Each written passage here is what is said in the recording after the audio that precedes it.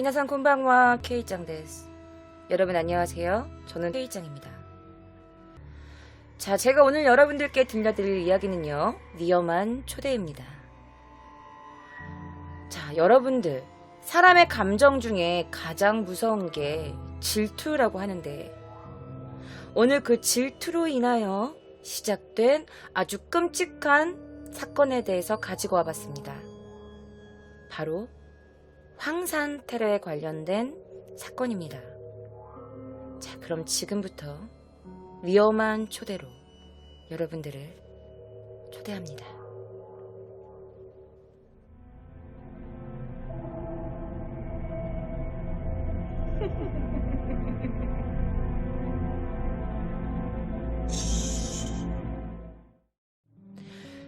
자, 첫 번째 이야기는 중국에서 일어났던 사건입니다.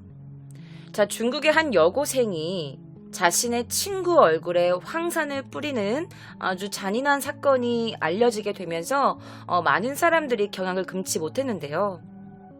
자, 잠을 자던 친구의 얼굴에 황산을 뿌린 거야.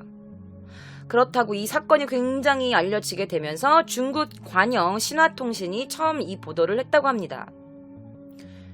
자, 2003년 1월 21일 새벽 2시 중국 허난성 신양시에 있는 한 고등학교 3학년 여학생이 여자 기숙사에서 달콤하게 잠을 자고 있던 8명의 여학생들을 깨웁니다. 어떻게 깼냐? 어떤 여학생이 으아! 하고 비명을 질렀기 때문이에요. 자, 이 비명의 주인공은요, 바로 문가 옆에 있는 침대에서 잠을 자고 있었던 장징이란 여성이었습니다. 바로 이 여성이었어요. 자, 그녀 옆에는 징징이라는 그녀의 친구가 같이 자고 있었어요. 그런데 자신의 옆에서 자고 있던 장징이란 이 여성이 막 이런 소리를 내니까 처음에 이 징징이란 친구는 잠결에 뭐야 악몽 꾸은 건가 뭐 하는 거야 시끄러워 이러면서 잠을 자고 있었던 거야. 근데 이 친구가 계속 으아 막 이러니까 뭔가 가위에 눌렸나 싶었겠지. 그래서 징징이 옆에 있는 불을 켜려고 이렇게 탁자에 손을 뻗어가지고 그 스탠드에 불을 딱 켜는 순간 뜨거운 뭔가 아픔을 느낀 거야. 그래서 불을 켰는데 자신의 옆에서 자고 있던 이 장징이라는 친구가 끊임없이 신음을 하면서 으아! 하고 고통을 호소하고 있었던 거야. 그래서 징징이 너무 놀라서 왜 그래? 라고 딱 봤더니 이렇게 아름답던 장징의 얼굴이 이미 타들어가서 거먹게 되어 있었고 얼굴에 기포가 막 일어나면서 갈수록 그 몰골이 점점 흉악하게 지고 있었던 거야. 그래서 같은 방에 자고 있던 동급생들도 이 장징이 너무 비명을 지르니까 무슨 일이야 봤는데 자신의 친구 얼굴이 다 녹아가고 있었어. 그래서 얼른 그 친구들이 구급차를 불렀고 구급차가 출동을 해서 장징을 부축하고 병원에 실려가게 됩니다. 자, 지금부터 제가 이 장징이라는 친구가 이 얼굴에서 어떻게 변했는지 보여드릴 건데요. 약간 여러분들이 놀라실 수 있습니다. 자, 바로 이렇게 아름답던 얼굴이 이렇게 조금 가슴 아프게 변한 모습입니다.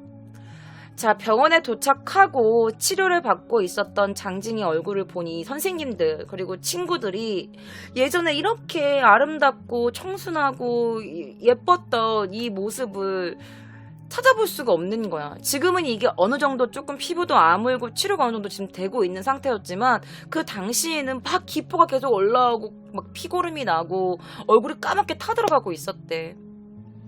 그리고 아까 장징 옆에서 자고 있던 이 징징이란 친구도 스탠드를 켜다가 이렇게 불을 켜다가 뜨거 했다고 했잖아. 그 친구도 옆에서 바로 자고 있었기 때문에 이 황산 때문에 손에 화상을 입었었대. 왼손에. 그런데 다행히도 상처가 그렇게 깊지는 않았다고 해요. 자, 사건이 일어난 뒤에 기숙사에서 어떤 이상한 소문이 들려. 뭐냐면 사실 그 침대는 왼쪽 손을 살짝 다친 징징이 침대였던 거야. 그리고 화상을 입은 이 장징이라는 친구는 사실 다른 반 학생이었는데 그날 그냥 징징이랑 같이 자기 위해서 그 징징 방에서 그 징징이 침대에서 같이 잔 거야.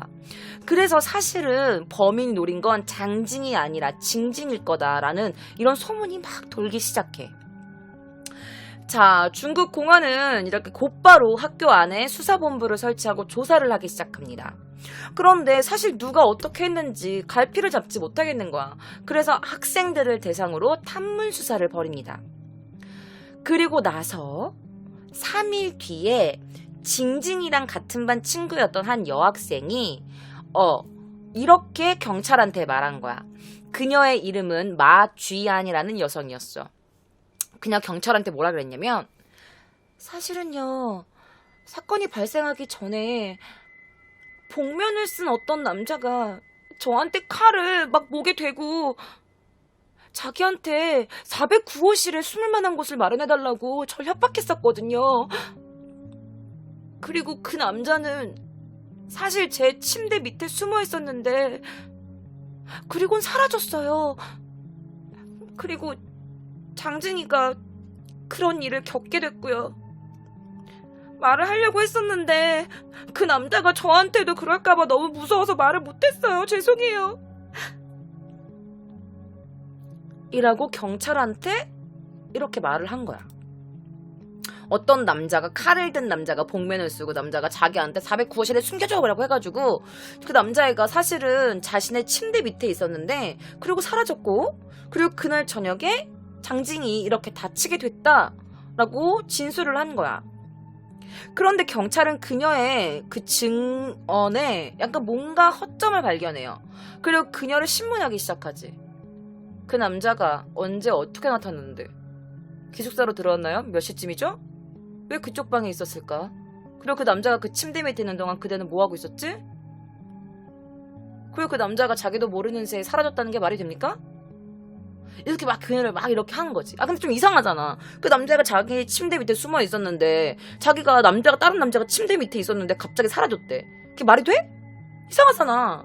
그리고 그 남자가 몇 시쯤 나갔으면 분명 시계를 봤을 거고 저 남자 뭐야? 이게 뭐지? 막 이러면서 이렇게 했을 거고 그리고 그 남자가 사라지고 나서 왜 신고를 하지 않았으며 막 이런 게 좀 뭔가 이상한 거야. 그래서 결국에는 마쥐안이 그래요, 맞아요. 그 이야기 내가 다 꾸며낸 거예요. 내가 범인이에요? 라고 자백을 해요. 자, 마쥐안은요 1월 중순에 신양시에 있는 화학제품 상점에서 8위안을 주고 황산 한 병을 샀다고 자백합니다. 자, 마쥐안은요 황산을 약간 희석시킨 뒤에 기회를 봐서 징징이란 여자의 그 옆에다가 살짝 뿌려가지고 상해를 입히려고 했대. 그러니까 장징이 아니고 장징 옆에 자고 있던 징징이의 귀에다가 뿌리려고 했다는 거야. 자, 사건 당일 마지아는 409호실로 갔어. 이 징징이 있는 그 기숙사 방으로 간 거지. 그런데 어떤 어떤 그 여학생이 같이 있던 여학생이 뭐라고 잠꼬대를 한 거야. 하고 이 여자애가 맞아 너무 놀래가지고 일단 그 장징이랑 징징이 있는 침대에다 그냥 뿌려버린 거야. 그 황산을. 그 잠꼬대에 놀라서 누가 깼나 하고 뿌리고 그냥 도망간 거야. 그런데 그러고 있다가 장징이 하는 그 비명소리를 들은 뒤에 자기가 뿌린 게 징징이 아닌 장징이란 여자라는 걸 깨달은 거지. 그래서 경찰이 물어봐.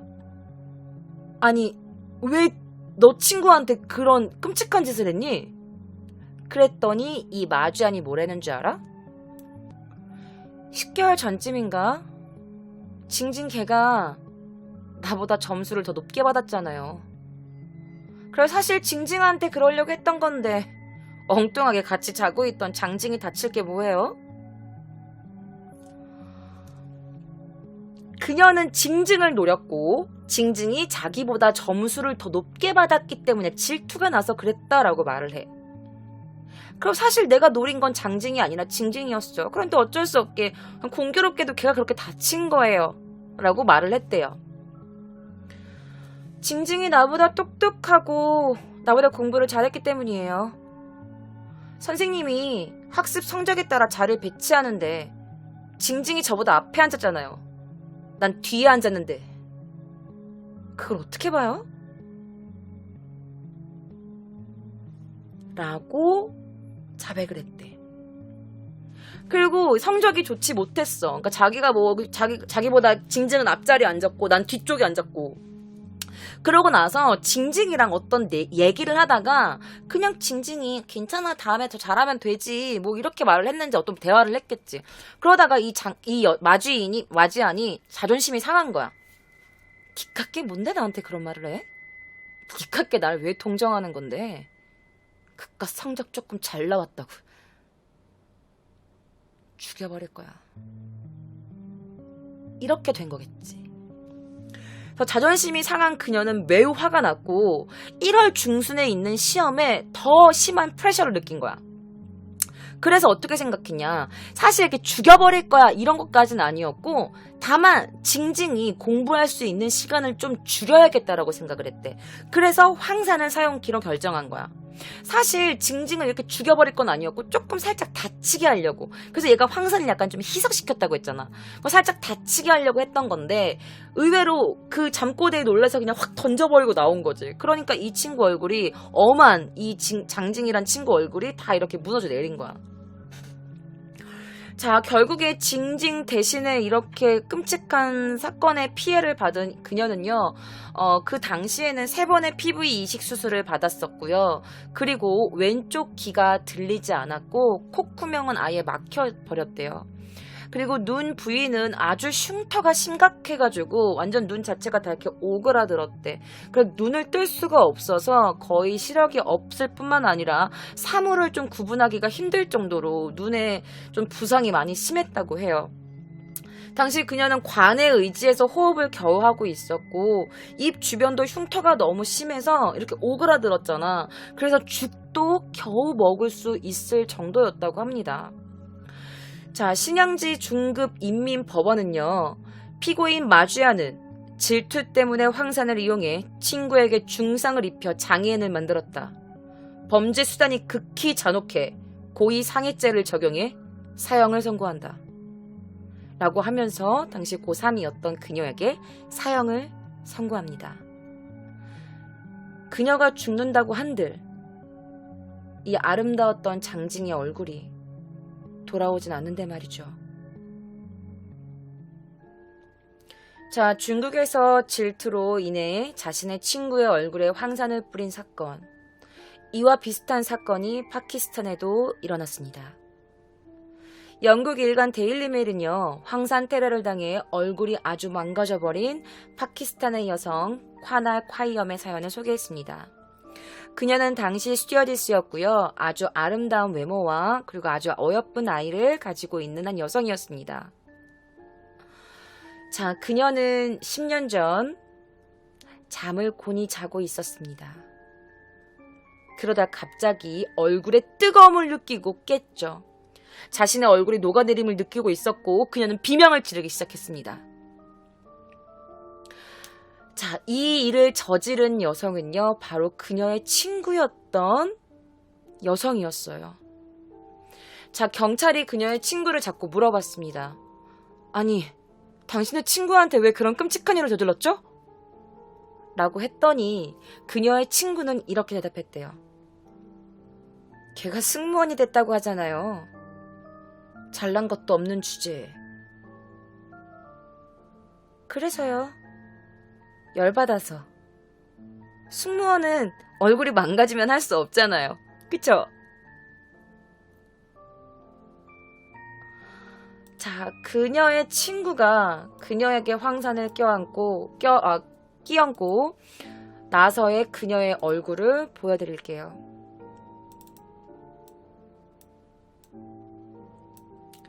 자, 그녀의 얼굴이 처음에는 이렇게 문드러졌었대요. 자, 이 사고로 콰이엄은 코와 눈썹을 잃고 피부는 완전히 다 녹아내려 버렸어요. 이 때문에 콰이엄은 그 검은색 마커 같은 걸로 이렇게 눈썹을 이렇게 그리고 다녔대. 그리고 나서 그녀의 사연이 파키스탄이나 영국 이런 곳에게 전역으로 퍼지게 됐어. 그래서 이렇게 자기 친구의 질투로 인해서 얼굴이 무너져 내린 한 여성이 있다라는 사연이 일파만파 알려지게 되면서 이를 접한 파키스탄의 의료진은 콰이엄에게 얼굴 복원 수술을 아주 공짜로 무상으로 해주기로 결정합니다. 자, 그 의사 선생님의 얼굴을 제가 찾아왔습니다. 자, 바로 이 선생님이었어요. 자, 그 선생님의 이름은요, 파키스탄 출신 외과의 사흐마락 박사라는 분이셨습니다. 그래서 그는 그녀의 안타까운 사연을 듣고 돕고 싶다면서 연락을 먼저 그녀에게 해주셨어. 게다가 모든 치료를 모두 무상으로 받게 해주신 거지. 자, 일단은 어떻게 수술이 진행됐냐. 의료진은요, 콰이엄의 허벅지 피부 있죠. 허벅지 조직을 떼어내서 얼굴에 이식을 합니다. 그리고 그녀에게 코를 만들어줘요. 그리고 나서 그녀가 10년 전에 잃어버렸던 눈꺼풀, 그리고 코, 그러니까 얼굴에 약간 이런 부분들을 어느 정도는 조금 복원을 해줬다고 해요. 그래서 그녀의 얼굴이 이렇게 돼 있었는데 어떻게 복원이 됐냐. 지금 제가 사진을 조금 보여드릴게요. 바로 이렇게 복원이 됐습니다. 위에 사진 3명 다 이 3가지의 사진 모두 다 그녀의 얼굴이에요. 저 첫 번째는 그녀가 굉장히 아름다웠던 시절의 얼굴이고, 두 번째는 사건을 당한 지 얼마 안 됐을 때의 얼굴이고, 이 세 번째는 방금 제가 보여드린 그 선생님이 치료를 해서 얼굴이 어느 정도 복원된 상태라고 합니다. 자, 비록 과거의 얼굴은 아니지만 콰이엄은 수술 후에 자신의 얼굴을 보면서 기쁨의 눈물을 쏟았다고 해요. 사실 그녀는 세상에서 나만 불행하다고 생각했대. 맨날 지난날을 원망하면서 살았대. 그런데 그 의사 선생님의 도움으로 인해서 어떻게 감사를 전해야 될지 모르겠어요. 덕분에 제 얼굴은 어느 정도 바뀌었어요. 제 인생을 찾을 수 있도록 도와준 사흐마락 의료진님께 정말 감사합니다. 라고 인터뷰로 밝혔다고 합니다. 자, 그녀의 밝아진 모습, 그리고 그녀를 도와주려고 했던 많은 분들, 너무너무 감사한 일이지만 과연 그녀의 마음속의 공포의 트라우마는 누가 책임져 줄까요?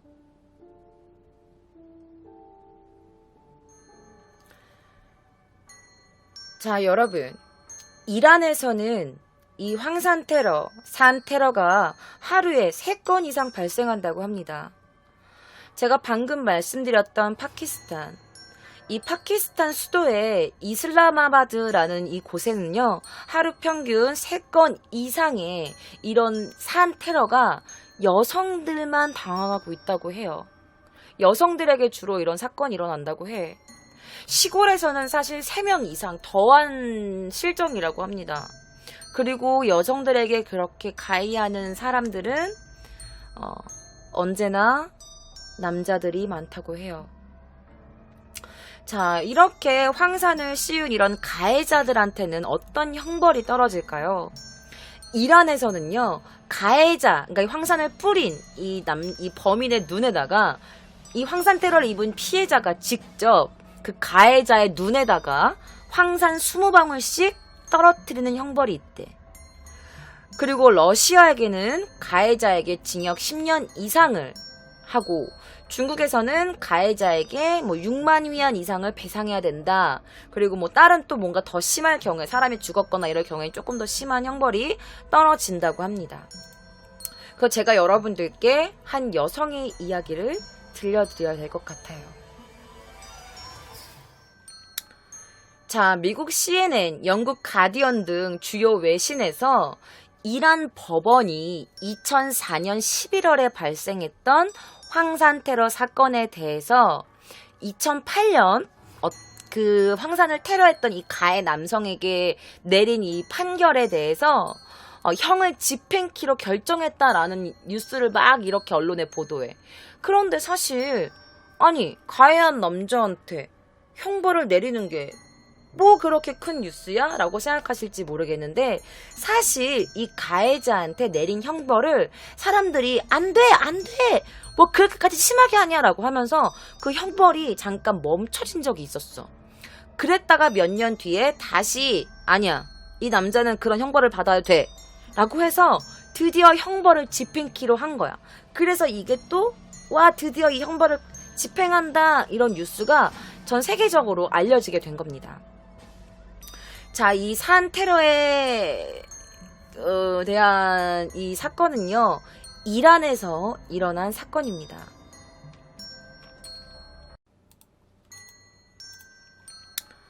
자, 미국 CNN, 영국 가디언 등 주요 외신에서 이란 법원이 2004년 11월에 발생했던 황산 테러 사건에 대해서 2008년 그 황산을 테러했던 이 가해 남성에게 내린 이 판결에 대해서 형을 집행키로 결정했다라는 뉴스를 막 이렇게 언론에 보도해.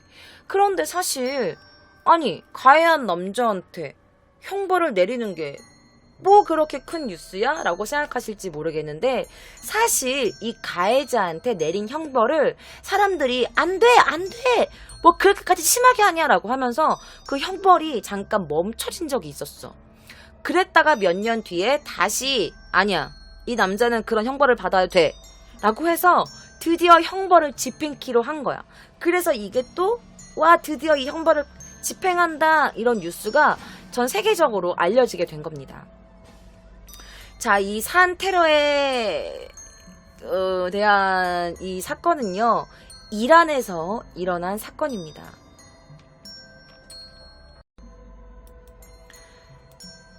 자, 이 산 테러를 가한 가해자입니다. 범인 새끼죠. 자, 자신의 사랑을 받아주지 않는 거야, 이 연상녀가. 자, 그녀의 이름은요, 아베마 바람이었습니다. 아메바 바람이. 당시 36살이었어. 자, 그의 이름은요, 마지드 모바헤다라는 남성이었고, 당시 32살이었대요. 자, 이 남성은요, 그녀에게 끊임없이 사랑을 갈구했어.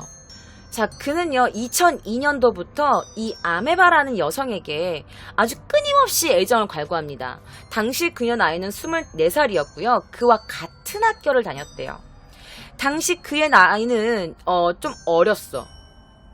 19살이었대. 근데 어떻게 같은 학교를 다녔는지는 모르겠지만 같은 학교를 다니고 있었던 이 남성이 그랬다라고 그 언론에서 나왔으니까 뭐 같은 학교를 다녔겠죠. 뭐 대학교를 늦게 갈 수도 있는 거고, 그죠? 자, 어쨌든 그래가지고 이 남자가 그녀에게 끊임없이 사랑 갈구했어. 나 한 번 만나봐. 나 그렇게 나쁜 사람 아니에요. 나 진짜 괜찮은데. 한 번만 저에게 기회를 줘요. 저녁 한 번만 같이 먹을래요? 전화하고 막 이랬겠지. 근데 여자는 죄송해요. 저는 별로. 그만해요. 전 그쪽한테 관심 없다니까요. 제발 그만 쫓아다녀요. 이러면서 그를 계속 거절했고 그는 계속 쫓아다닌 거야. 그러니까 2004년도에 그녀에게 테러를 가했는데 결국에는 열받아가지고 나의 사랑을 받아주지 않는다는 이유로 그녀에게 테러를 가합니다. 자, 제가 아까 36살, 32살로 말씀드렸는데 당시 그녀의 얼굴을 조금 보여드릴게요. 자, 이렇게 예뻤던 그녀 얼굴이 이렇게 바뀝니다. 자, 그녀는 그녀가 아름다웠을 때 시절에 이 사진을 들면서 그의 법을 집행해달라. 난 억울하다. 왜 내 얼굴이 이렇게 됐는데 그에게 법조차 집행하지 않느냐. 라면서 이렇게 운동을 하고 있었던 모습입니다. 제가 방금 보여드렸던 사진은 그녀가 들고 있는 그녀의 예전 얼굴이었어요. 자, 보시다시피 여러분 눈 한쪽이 거의 이제 다 녹아내리셨고 얼굴도 다 녹아내리셨어. 그러니까 약간 조금 많이 얼굴이 많이 아프셨지. 자, 이란 법원은요 2008년 이렇게 재판합니다. 2004년 11월 발생한 황산 테러 사건에 대해 가해자의 몸에 전신 마취를 한 후 피해 여성이 직접 그의 눈에 황산을 20방울씩 떨어뜨려 넣으라 라면서 판결을 해. 이란에도 그런 법이 있다고 했잖아. 가해자 눈에다가 이렇게 황산을 떨어뜨리게 하는 법이 있다고 했잖아. 그래서 그녀에게 그렇게 해라라고 판결을 내린 거야. 이 남자의 몸에 전신마취 시켜놓고 그다음에 황산을 넣어라 눈에다가 이렇게 20방울씩. 자, 그래가지고 이게 이란 법원에 코란 율법이 있대. 이런 게 바로 이 법이 코란 율법인가 봐. 그래서 그의 마지드의 한쪽 시력을 빼앗아 버려라 라면서 판결을 내린 거야. 그러니까 눈에는 눈, 이에는 이, 약간 너도 당했으니까 똑같이 그렇게 해줘라 이렇게 한 거지. 마취를 왜 해요? 내 말이. 자, 어쨌든 황산 테러를 당한 아메바 바람이가 얼굴 형태도 그렇고 두 눈의 시력을 다 잃었대. 그래서 그녀의 눈을 보면 여기가 되게 약간 배간이거든, 사실. 그래서 그녀의 눈을 다 시력을 잃었기 때문에 가해 남성도 똑같은 형벌을 받아야 한다라는 판결을 내리게 된 겁니다. 그래서 각국의 인권단체가 그런데 들고 일어나. 뭐라고? 아니, 근데 이거 조금 아니지 않습니까? 아무리 그래도 산 사람 눈을 어떻게 멀게 해요, 황산을 넣어서. 다른 법 많잖아. 뭐 징역을 넣든지. 근데 좀 황산을 눈에 떨어뜨리는 건 조금 그런데? 라고 이 형벌 집행에 항의를 합니다. 인권단체들이. 그래서 너무 사람들이 항의를 심하게 하니까 이 법원이 집행을 중지를 내려요. 그럼 잠시 멈춥시다. 그래서 그녀가 이렇게 들고 일어나서 운동을 한 거지. 너무 억울합니다. 나는 지금 눈도 잃었고 내 얼굴도 이렇게 됐고 예전에 내 얼굴을 돌려주세요. 그는 지금 아무런 법적 처벌도 받고 있지 않습니다. 라면서 그녀가 이렇게 운동을 하고 있는 거였죠. 그러다가 2011년도에 이란 법원이 다시 형벌 집행 결정을 내리게 된 거예요. 그 남자의 눈에 황산 20방울씩을 떨어뜨려라. 라고. 그래서 그 형벌 집행이 결국에는 이루어졌다고 합니다. 사실 이란 쪽이나 약간 이런 우리가 잘 모르는 이런 나라들은 이렇게 여성이 남성에게 피해를 당하는 사건들이 굉장히 부지기수라고 합니다. 너무 가슴 아픈 상황인데요.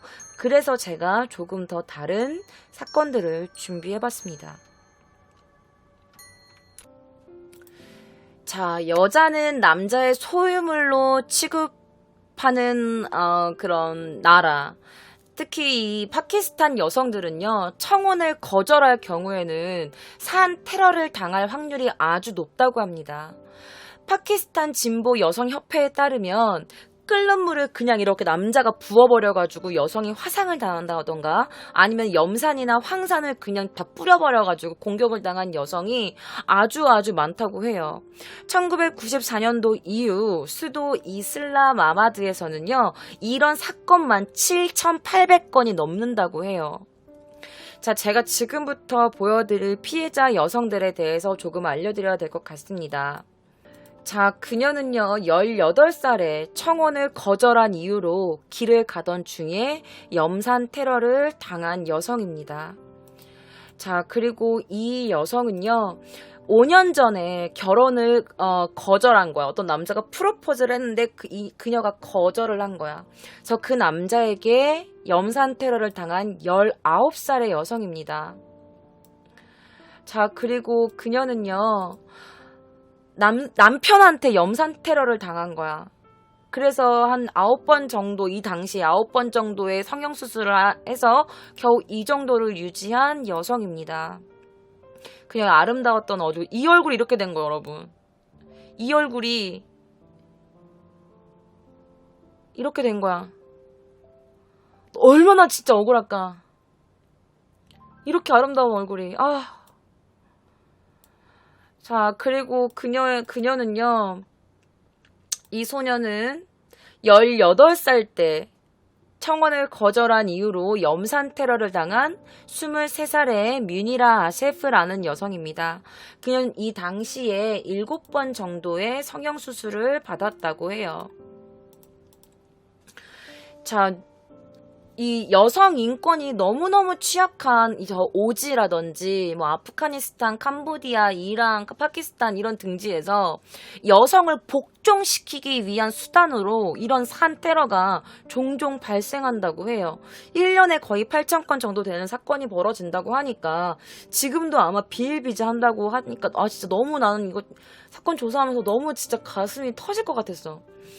자, 뉴욕타임즈는 황상 테러 특집판에서 이들 지역에서 이런 일이 비일비재하고 그리고 이제 이런 사고들도 너무 많을 뿐더러 그리고 너무 가슴 아픈 게 이 가해자 남성들이 기소당하는 경우가 거의 없대.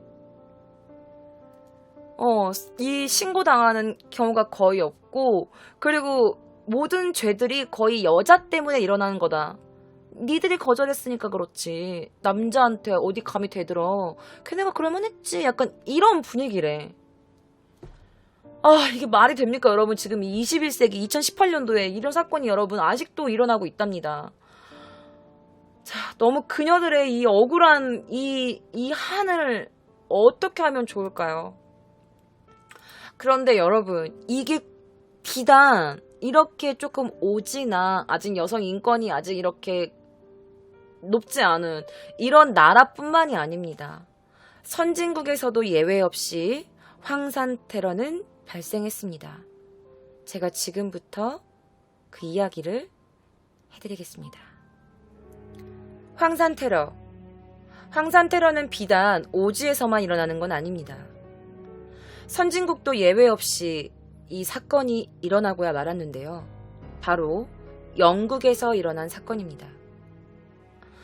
자, 그녀의 직업은 모델이었습니다. 그녀의 이름은 케이티 파이퍼라는 여성입니다. 이 여성은 2008년 3월 전 애인이었던 남성에게 성폭행을 당하고 그리고 그가 준비한 산업용 황산 용액으로 얼굴에 테러를 당합니다. 자, 그녀의 애인이었던 다니엘 린치 그리고 다니엘이 사주했던 스테판 실베스트라는 남성에게 황산을 이렇게 뿌림을 받게 되는 거지. 황산 테러를 받은 겁니다. 자, 당시에 그녀가 황산을 얼굴에 뒤집어 쓰고 어떤 한 카페에 들어가서 제발 살려달라고 부탁하는 CCTV 영상이 있어서 제가 가지고 와봤습니다. 그 영상 지금부터 저와 함께 보실게요. 자, 바로 이 영상입니다. 지금 한 카페 아니고요. 그녀가 갑자기 저 현관문으로 들어옵니다. 저 문으로 들어와서 하면서 막 들어와. 지금부터 저와 함께 보실게요. 지금 여자가 막 뛰어들어오면서 얼굴을 막 이렇게 하고 있고 사람들은 굉장히 놀라고 있어. 지금 그녀가 지금 도움을 청하려고 이 카페에 들어오게 된 거야. 너무 가슴이 아픈 사건이야. 저거 봐, 저 여자가 막 이렇게 뛰어들어. 살려주세요 라고 하면서. 자, 페이퍼는요, 후드 자켓을 입은 남자가 걸어왔다고 증언해요. 처음에 제가 걸어가고 있었을 때 후드 자켓을 깊게 눌렀던 남자가 저에게 걸어왔어요. 그리고 그 손에는 컵이 들려 있었어요. 그 남자가 그냥 홈레스 같다는 생각이 들어서 잔돈을 주려고 지갑에 손을 뻗었죠. 그러자 그 남자는 마치 내게 무슨 할 말이 있다는 듯이 다가오더니 그 컵을 저에게 뿌리기 시작했어요. 그리고 그녀는 계속해서 이렇게 말합니다. 그 당시에는 너무 놀랐고 그리고 갑자기 밀려오는 이 고통에 근데 순간 뜨거우니까 커피인 줄 알았는데 갑자기 내 피부와 입고 있던 옷이 뜨겁게 타올랐어요. 그리고 무언가가 제 얼굴에서 녹아내리기 시작했죠. 라고 인터뷰에. 그러니까 너무 놀란 거야. 그러니까 뭔가 확 끼얹으니까 사람이 이렇게 되잖아. 그런 다음에 뭐야 커피인가 했는데 갑자기 얼굴이 막 타들어가는 거지. 옷도 막 타들어가고 뜨겁고 근데 이렇게 만졌는데 뭔가 이렇게 녹아내리고 있는 거야. 이 여자가 얼마나 놀랬겠어 라면서 당시 끔찍한 상황을 전했다고 합니다. 그런데 너무 가슴 아픈 게 그녀는 당시 모델 활동을 하고 있었어. 모델. 그러면서 그녀는 나중에 인터뷰에서 이렇게 말합니다. 전 하루아침에 나 잠깐만 나 또 감정이입 되려고 그런다. 전 하루아침에 직업과 꿈을 모두 잃었어요. 사람들이 너무 무서웠고 거울을 보기가 힘들었어요. 내 얼굴은 물론 저의 정신까지 망가지기 시작했죠. 라면서 당시 인터뷰에서 이렇게 말을 했어. 자, 2008년 3월 31일 자신의 집 앞에서 너무나 끔찍하게 이런 사고를 당했는데요. 범인들 사진을 제가 가지고 왔습니다. 아주 못돼 처먹게 생겼죠. 자, 이 사진이 바로 그녀에게 황산 테러를 가했던 가해자들입니다. 자, 그에게 황산 테러를 가했던 이 둘은요, 그녀의 전 남자친구였던 데니 린치, 그리고 그 데니 린치에게 사주를 받았던 스테판 실베스트라는 남성이었습니다. 자, 그녀의 남자친구는요, 여러분, MMA 파이터였대요. 그러니까 운동선수였던 거야. 그래서 그가 사주해가지고 어떤 이 남자가 공업용 황산을 준비를 해가지고 이렇게 뿌리게 된 거지. 자, 헤어진 남자친구가 사주해서 그 괴한이 뿌린 공업용 황산을 얼굴에 맞아가지고 그녀의 얼굴은요, 목, 귀, 온 얼굴의 피부가 심각하게 다 녹아내려가지고 훼손을 당했고, 그녀의 왼쪽 눈은 시력을 완전히 잃었다고 해요. 그가 왜 그녀한테 황산 테러를 했어요? 그녀가 바람이라도 폈어요? 그녀가 뭔가 그에게 안 좋은 일을 했나요? 둘이 싸웠나요? 아니요. 둘은 헤어지게 된 거야. 그녀가 찾는지 아니면 어떻게 해서 헤어지게 됐는지는 모르겠어. 어쨌든 둘이 뭔가 안 맞았으니까 헤어지게 된 건데, 헤어진 거에 대해서 그가 그녀에게 앙심을 품은 거야. 네가 나를 차? 너가 나랑 헤어지고 잘 살 수 있을 것 같아? 나랑 헤어지면 넌 누구한테도 못 가. 죽여버릴 거야. 라고 했겠지. 또 운동선수였으니까 뭔가 좀 소유욕이라든지 이런 게 좀 강한 남성이었다고 해. 그래서 그녀에게 이런 끔찍한 일을 저지르게 된 거지. 그녀는 이렇게 카페로 들어가서 사람들의 도움을 받아서 조금 그래도 빨리 병원에 실려갈 수 있었지만, 그녀의 왼쪽 얼굴, 목, 뒤, 그 다음에 귀, 피부뿐만 아니라 그 당시에 그녀 얼굴에 뼈까지 다 보였대. 그래서 굉장히 심각한 손상을 입었던 거지. 자, 그녀가 과거를 회상하는 그 모습이 있는데 제가 그걸 좀 가지고 왔어요. 그녀의 얼굴이 어떻게 변했는지 좀 보여드릴게요. 근데 이거는 그나마 그녀의 얼굴이 좀 괜찮아졌을 때야. 이겁니다.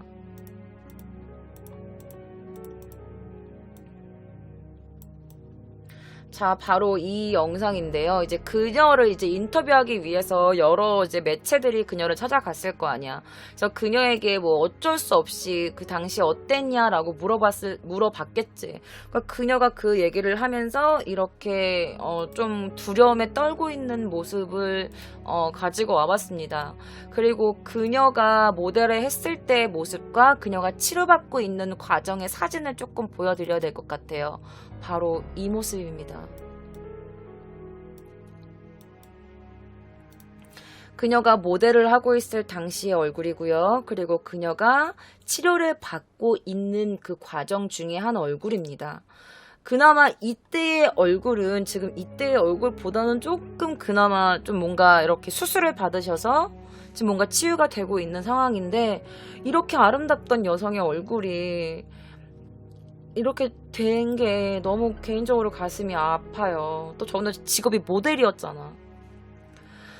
사실은 파이퍼는요, 혼수 상태에서 딱 깨어나서 자신의 얼굴을 봤을 때 자살을 하려고 했다고 해요.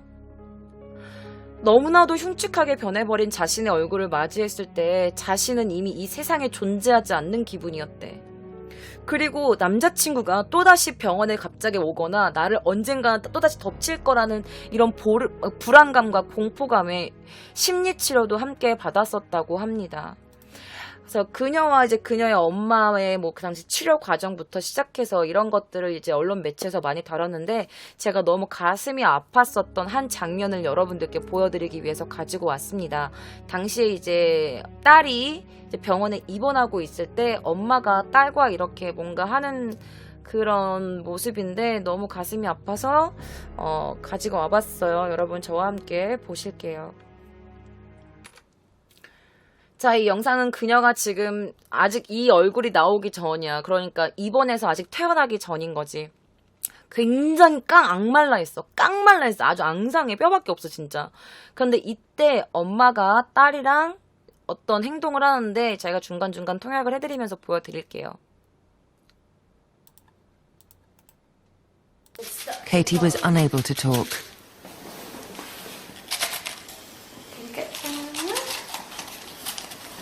She could only communicate through writing to us.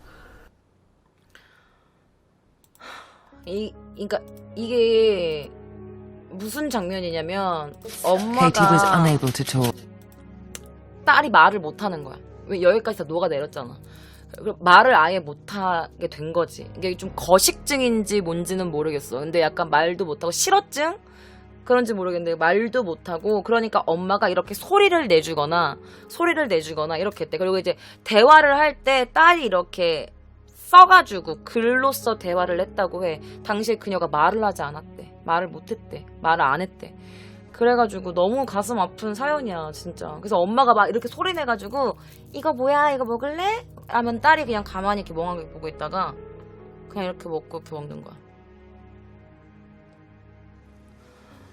그러니까 표정에 이게 생기가 없잖아. 아, 나 또 가슴이 또 이렇게 아프네. 자, 그리고 나서 그녀가 이제 수술을 받고 나서입니다. 그리고 요즘의 얼굴인데요. 이제 지금 보시면 그녀가 약간 좀 미소를 찾긴 했어. 그런데 그 처음에 실려왔을 당시에 그녀의 얼굴이야. 온 얼굴이 다 붕대야. 온 얼굴이 전체가 다 목까지. 자, 그녀는요, 최근까지 250회가 넘는 수술을 계속 받아왔대요. 염산으로 인해서 코하고 목구멍이 다 내려앉았대. 그래서 그 합병증으로 수술이 필요했다고 해요. 그리고 파이퍼는 이렇게 자기와 같은 황산 피해자들에게 이렇게 말을 했대. 우리 피해자들은 평생 벗어날 수 없는 감옥에 갇혀 사는 기분입니다. 죽을 때까지 치료를 받아야 하는 이 고통은 종신형과 다를 게 없어요. 그럼에도 불구하고 이 황산 테러를 일으킨 가해자들은 아주 짧은 형을 살거나 가석방 되는 경우가 아주 많습니다. 그렇기 때문에 우리 피해자들은 오히려 자신의 피해를 숨기려고 하는 거예요. 더 이상 더 큰 피해를 입지 않기 위해서요. 라고 인터뷰를 했다고 해요. 그러니까 이 피해자들이, 가해자들은 어차피 몇 년 있다 다시 또 나오게 되는 거야. 가석방으로 풀려나거나. 그러니까 나오면은 또 복수할까봐 또 이 피해자들은 또 벌벌벌 떠는 거고. 그러니까 더 이상 피해를 그거를 입지 않기 위해서 그냥 숨기거나 감추거나 어디 몰래 떨어져 있거나 집 밖에 안 나오거나 이렇게 되는 거지. 자, 그럼 그녀는 지금까지도 이 끝없는 고통에 살고 있을까요?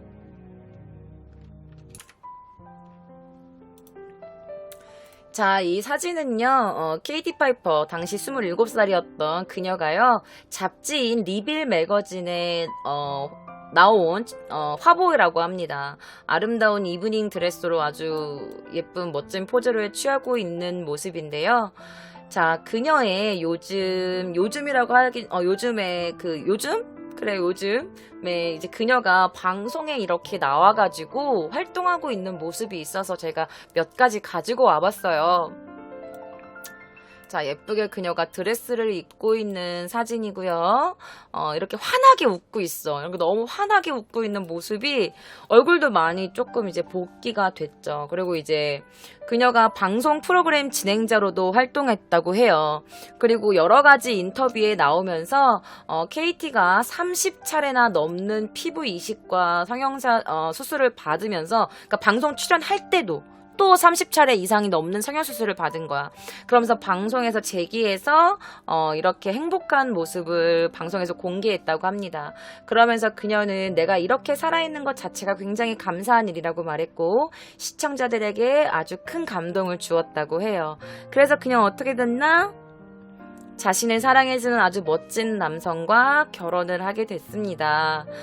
그래서 지금 아주 해피엔딩 인 거죠, 그녀는. 그래서 그녀를 알아봐주고 그녀의 이 내면은 사랑해주는 남성을 만나서 같이 이렇게 데이트도 하고. 근데 지금 가까이서 보면 그녀에게 콧구멍에 이런 마개 같은 게 아직까지 꽂혀 있는 상태였어. 근데 그녀가 지금 이렇게 행복하게 웃으면서 결혼을 했습니다. 너무 그녀의 용기에 정말 박수를 보내고 싶고, 정말 저라면 상상도 하지 못할 이런 환경에서도 포기하지 않고 자신의 현실을 굴복하지 않고 이렇게 너무 아름답고 멋지게 이겨내서 저 개인적으로 정말 존경한다는 말을 꼭 전하고 싶습니다. 그런데 여러분, 이게 끝이 아닙니다. 자, 오늘은 해피엔딩으로 끝내드렸지만 다음 주에는요, 이거보다 훨씬 끔찍하고, 세상에 이런 일이 있을 수 있어? 인간이 어떻게 저러지? 라고 여러분들이 깜짝 놀라실 만한 또 다른 황산 테러 사건이 있습니다. 저도 사건을 조사하면서 이거는 진짜 말이 안 된다라고 너무 놀랐던 사건들인데요. 보고 싶으시면 유튜브 구독해주시고 아프리카TV 도쿄 K짱 즐겨찾기 그리고 알람 켜놓으셔서 꼭 본방사수 하시길 바랍니다. 그러면 저 도쿄 K짱은 다음 주 금요일 밤 12시 아프리카TV에서 기묘한 이야기, 위험한 초대로 여러분들을 만나 뵙겠습니다. 그러면 여러분, 안녕히 주무세요. 사람 조심하시고요.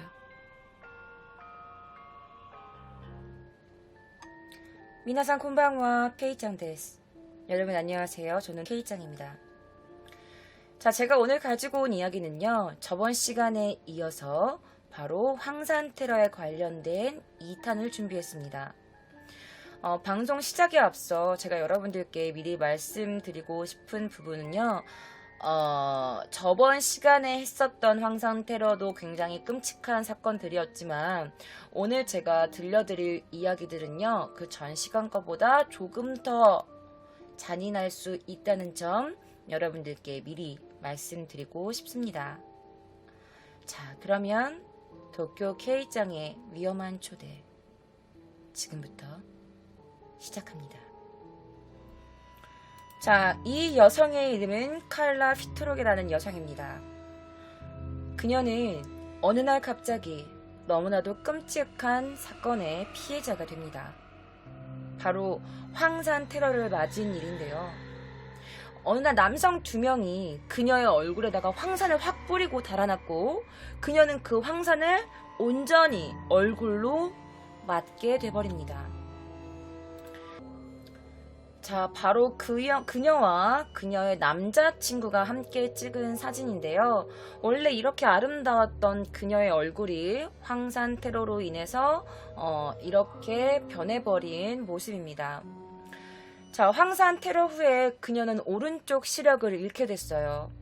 칼라 피트록과 그녀의 남자친구 매튜 웨즈너라는 남성입니다. 그녀는 황산을 맞고 얼굴을 감싸지면서 고통을 호소했어요. 그리고 휘트록은요, 근처에 있던 남자친구의 도움을 받아서 급하게 병원으로 향했습니다. 하지만 최대한 빠른 대처를 했음에도 불구하고 그녀의 얼굴에는 굉장히 심각한 화상을 입었고 오른쪽 시력까지 잃게 돼버리게 됐죠.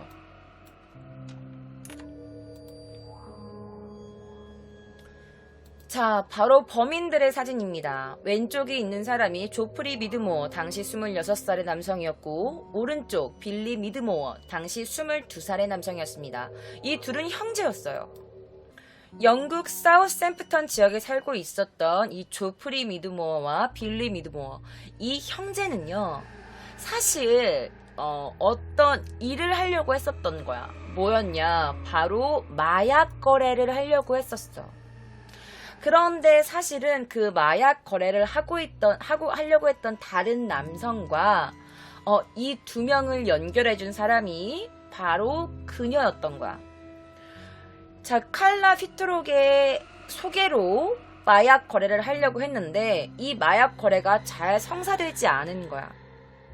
그래서 이 남성 2명이 같이 공모해서 그녀의 얼굴에다가 황산을 뿌려버린 거지. 자, 당시 9월 18일 날 그들은 이제 마약 거래를 하려고 하다가 뜻이 이루어지지 않자 굉장히 열이 받은 상태였어. 그런데 알고 보니까 이게 재판이 시작되고 이제 이 남자들에 대해서 과거 전력에 대해서 이렇게 검사를 이제 하고 있었는데 알고 보니까 이 형제 중 형인 이 남자 조프리 미드모어는요 사실 전에도 황산 테러를 저지른 범죄 경력이 있었던 거야. 자, 그러면서 휘트록은 경찰과 법정에서 이렇게 말했대요. 사실은 이 미드모어 형제한테 제가 소개해준 2명의 사람이 있었는데 그들은 약속 장사에 나타나지도 않았고 오히려 자신들은 만나러 가는 게 강도를 당했다고 그렇게 되려 말하지 뭐예요. 그리고 나서 이 형제 2명이 그녀에게 어떻게 했냐, 전화를 겁니다. 그래서 그녀에게 온갖 욕설을 퍼부었대요. 야 이 미친, 니년 때문에 오늘 다 망했잖아. 마약 거래도 못하고 강도까지 만났어. 이게 누구 책임일까? 내 책임이야? 다 니년 때문에 일어난 일이니까 니년이 책임져. 이러면서 그녀에게 막 욕을 했대. 그러고 나서 이 둘이 어떻게 했냐, 이 휘트록이 어딨는지 찾기 시작한 거야. 그래서 휘트록을 추적을 해가지고 황산을 산 뒤에 그녀를 찾아가서 그녀의 얼굴에다 황산을 뿌린 거지.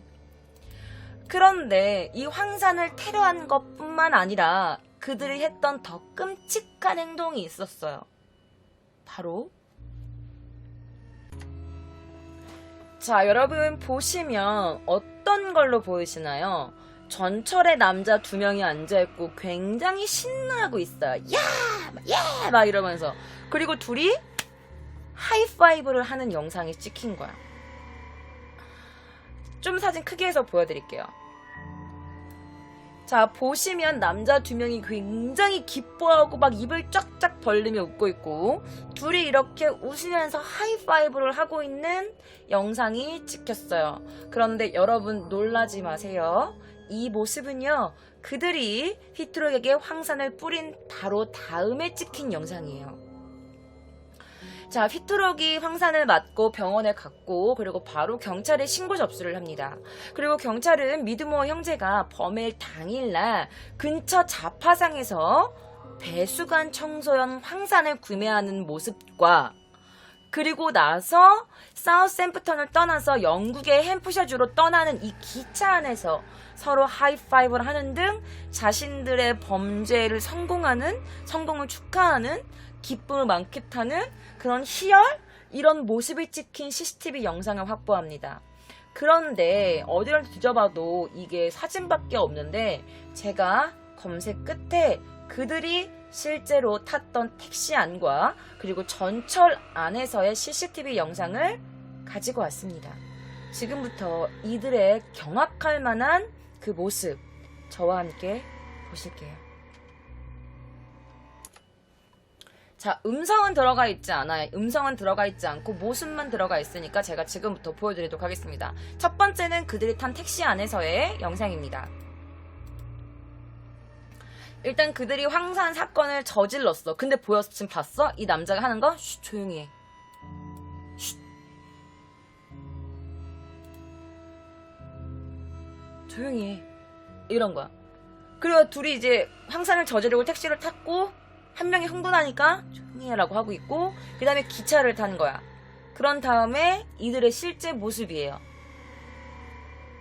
한 여자한테 황산을 뿌리고 직후의 모습이야. 하이파이브 하고 긁고 뭔가 계속 흥분해하고 계속 또 하이파이브 또 해. 그러니까 이런 모습이 실제 찍힌 거야. 보고서도 믿기지가 않으시죠? 한 여자의 인생을 진짜 박살내놓고. 자, 그리고 나서 그녀가 이제 인터뷰하는 영상을 제가 좀 가지고 왔어요. 소리는 안 가지고 하고 모습만 가지고 왔는데 그 모습이 너무 이렇게 표현해도 될지 모르겠는데 좀 너무 처참해요. 이 모습입니다, 여러분. 사고를 당한 뒤에 그녀의 모습이야. 원래 그녀 모습은 이렇게 되어 있는데 이렇게 변했어. 자, 경찰의 수사 끝에 미드모어 형제는요, 같은 달 28일 켄트 지방에서 결국 체포가 됩니다. 최근 열린 재판에서 검사 캐리 메일링이라는 사람은 이렇게 말했어.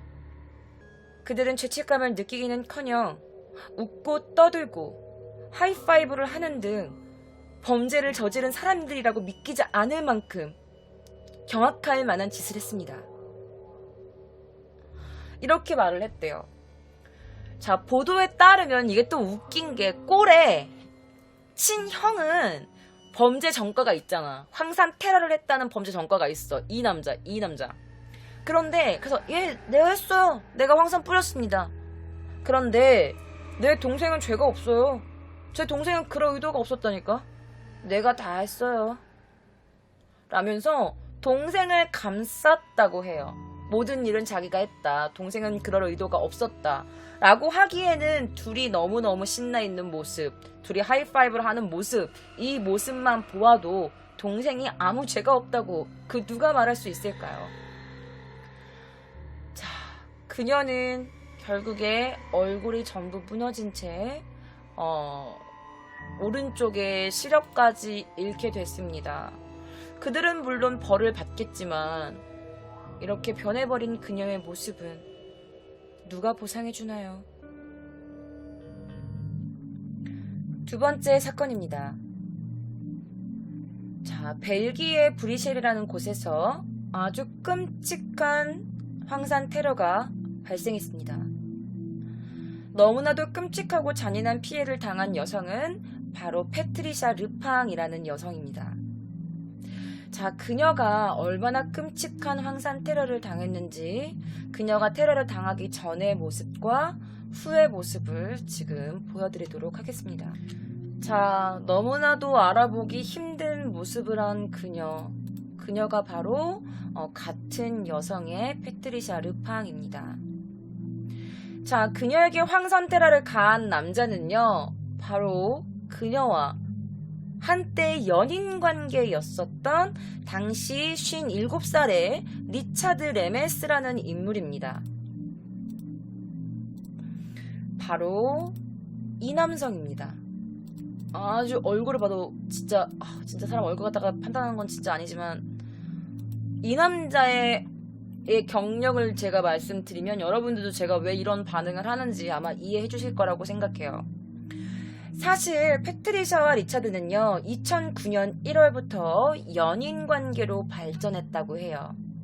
그런데 그녀의 이 고통스러운 역사의 기원은 2008년 말부터 시작됩니다. 사실 그녀는 2번의 결혼 실패한 경력이 있었어. 그래서 2번의 결혼 실패한 것 때문인지는 모르겠지만 그녀는 굉장히 심각한 우울증에 걸렸었대. 그러다가 그 건물의 주인이었던 1층에 사는 이 리차드 레메스라는 이 남성을 만나게 된 거야. 그래서 이 리차드 레메스라는 인물을 만나게 됐지만, 사실 또 되게 또 하늘도 참 정말 가혹하시지. 이 남자가 유부남이었던 거야. 그래서 이 남자가 결혼을 했음에도 불구하고 그들은 만났고 데이트를 하기 시작했고, 그게 조금 더 발전해서 연인 관계가 돼버린 거예요. 자, 일단 그에 대해서 설명을 하면 그는 헐크라는 별명을 가졌대. 그는 사실 체육관에서 운동하는 것을 굉장히 좋아했고, 그러면서 항상 그녀를 이렇게 지켜보고 있었대요. 그리고 하루에도 20-30개가 넘는 모바일 메시지를 보낼 때가 있었대. 사실은 그러니까 우리 젊은 층 같은 경우에는 카톡으로 해가지고 몇 번이나 하루에 서로의 안부를 주고 받는다고 하지만, 사실은 약간 이렇게 조금 50대 넘은 60이 다 돼가는 이렇게 나이가 좀 중후하신 분들이 하루에 막 30개 이상의 메시지를 계속 주고받는 건 그렇게 좀 쉬운 일은 아니잖아. 거기다가 이 남자 유부남이었고, 그럼에도 불구하고 그녀와 이렇게 하루에도 몇십 번의 서로 연락을 취할 정도로 둘은 한때 약간 뜨거운 관계였었던 것 같아.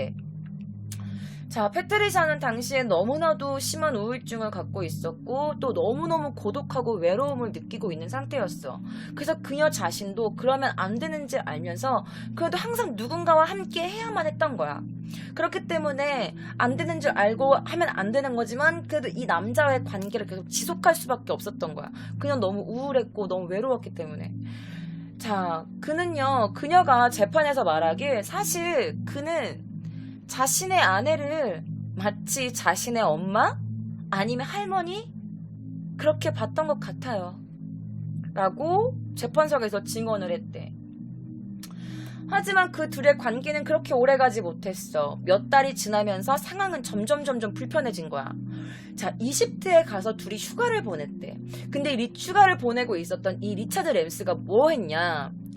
자신의 몸 전체 구석구석의 사진을 찍었대. 그리고 그녀의 몸도 찍었대. 대략 몇 장의 사진을 찍었냐? 600장 이상의 사진을 찍었대. 자신의 나체, 몸 구석구석의 사진을 말이죠. 그러니까 변태기가 약간 있는 거지. 그리고 이 남자가 좋아했던 영화가 있대. 그게 권투 뭐 헬레나? 이런 영화래요. 그러니까 저도 들어본 적은 없는 영화인데, 그런데 이 영화의 내용이 뭐냐면 외과 의사가 주인공이야. 그런데 이 외과 의사가 자신이 사랑하는 연인을 절단하면서 그 사랑을 느끼는, 약간 희열을 느끼는 그런 좀 사이코패스적인 그런 어두운 내용의 영화래. 그런데 이런 영화가 그가 가장 좋아하는 영화였다고 하는 거야. 자, 사실 그녀는 느꼈어. 내가 유부남을 만나서는 안 된다. 그리고 이 남자 뭔가 이상해. 뭔가 무서워. 라고 느꼈겠지. 자신의 몸을 막 600장 이상 사진 찍고, 막 지사진도 찍어 보내고, 내 몸의 사진을 막 구석구석 막 겨드랑이 막 다 찍으니까 너무 이상한 걸 느낄 거야. 그 누구라도. 그래서 그녀는 더는 잘못을 저지르고 싶지 않다는 마음도 있었고, 그리고 그에게 뭔가 모를 두려움도 느껴서 결국 그에게 헤어지자고 말합니다. 그래서 관계를 끝내게 되죠. 그런데 그러던 어느 날 사건이 벌어지게 됩니다. 자, 그녀는 쇼핑을 하고 집에 도착합니다. 근데 이때 갑자기 초인종이 울립니다. 띵동. 그리고 그녀는 받았죠. 인터폰을 통해서. 누구시죠? 그런데 뭔가 느낌이 이상한 거야. 왜냐면 인터폰에서 작은 화면을 볼 때 그 화면에 아무도 없었기 때문이야. 그리고 그녀는 뭔가 깨름직했어. 이상하다. 왜 인터폰에 아무도 없지? 왜 아무도 안 보이지? 확신을 못했는데 거기서 갑자기 이렇게 말해. 부인, 당신만을 위한 패키지가 도착했습니다. 라고 약간 좀 생소한 목소리가 들린 거야. 그리고 그녀가 이제 100% 확신하지는 못했지만 뭔가 서프라이즈인가? 누군가 나에게 선물을 보냈나? 이런 생각을 했겠지. 그러고 나서 이제 문을 열어주기로 결정하고 1층으로 내려갑니다. 그런데 몇 초 후에 끝이 없는 지옥이 시작됩니다. 자, 그녀가 1층에 도착했을 때 그 엘리베이터 창에는 헬멧을 벗지 않고 온몸을 그 검은 어떤 가죽을 입은 폭주족 같은 그런 남자가 보인 거야. 헬멧도 안 벗고. 그래서 그녀가 이상하다고 생각했을 때는 이미 엘리베이터 문이 열렸고, 엘리베이터 문이 열리자마자 그 남자는 그녀의 머리를 붙잡아. 그리고 팔을 붙잡고 어떻게 했냐. 산성병을 그녀의 머리 위에다 그대로 다 부어버린 거야. 근데 그는 약간 뭐 가죽장갑, 뭐 가죽고 헬멧까지 쓰고 있었기 때문에 그는 아무것도 다치지 않았고, 그녀에게 그냥 생각을 해봐. 묶여있는 상태에서 그냥 그녀 얼굴에 이렇게 다 부어버린 거야, 이렇게. 그래서 그녀는 아무것도 못한 채 비명을 질렀고, 그리고 그 남자는 거리로 도망가 버립니다. 패트리샤는 아무것도 보이지 않는 상태에서 일단 살아야겠다는 생각에 거리로 이렇게 기어나갑니다. 거리에서는요, 그녀의 얼굴 보고 사람들이 깜짝 놀랐죠. 그녀는 얼굴이 이렇게 녹아내린 채 사람들에게 도와달라고 외치고 있었고, 인근의 부동산 회사 직원들에게 발견돼서 바로 병원으로 실려가게 됩니다. 그런데 그녀는 그 부동산 직원들이 왔을 때 이렇게 말했다고 해요. 리차드 그자예요. 그자가 나한테. 리차드, 그것은 리차드. 라면서 계속 그들에게 리차드라는 이름을 반복해서 말했다고 해. 자, 그녀의 인생을 절망에 빠뜨린 날은 2009년 12월 1일이었습니다. 자, 리차드는 공격이 있고 나서 몇 시간 뒤에 그의 집에서 체포가 돼요. 그런데 경찰이 도착했을 때 그의 행동이 너무너무 소름이 끼치는데 뭐라고 했었냐? 그는 헤드폰으로 음악을 듣고 있었대요.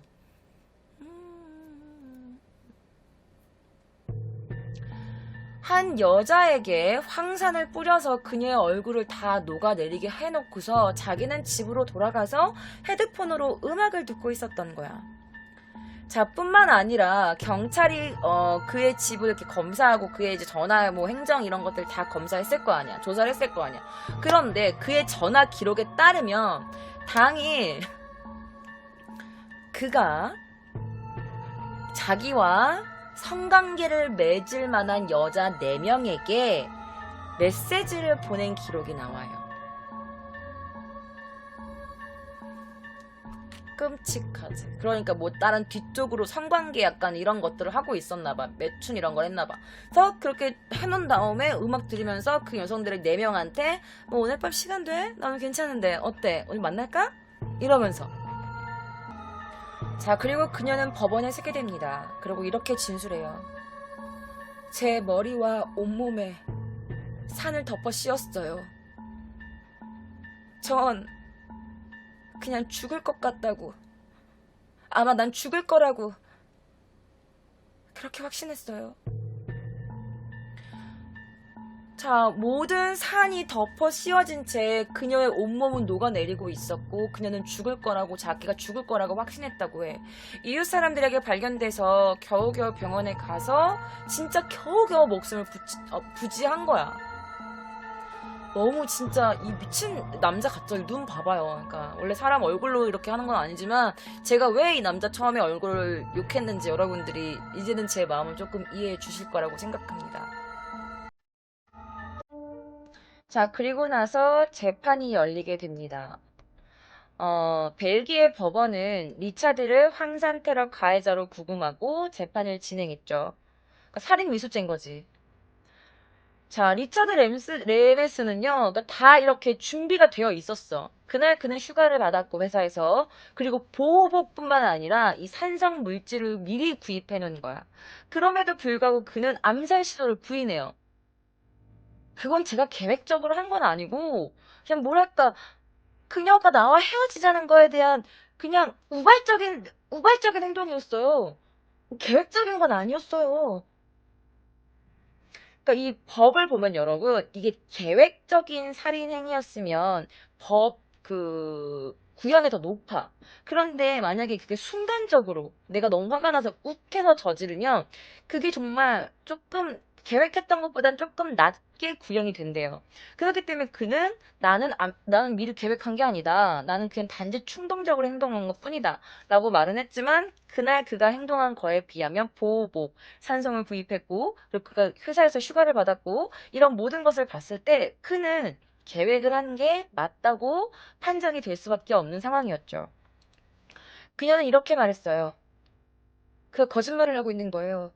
그는 분명 절 죽이려고 했어요. 그리고 그는 자신이 하고 있는 일을 그 누구보다 잘 알고 있었죠. 전 느낄 수 있었어요. 자, 피고인은 재판이 시작됐고 그녀의 얼굴을 보자 그는 조용히 눈을 깔면서 그녀를 피했다고 합니다.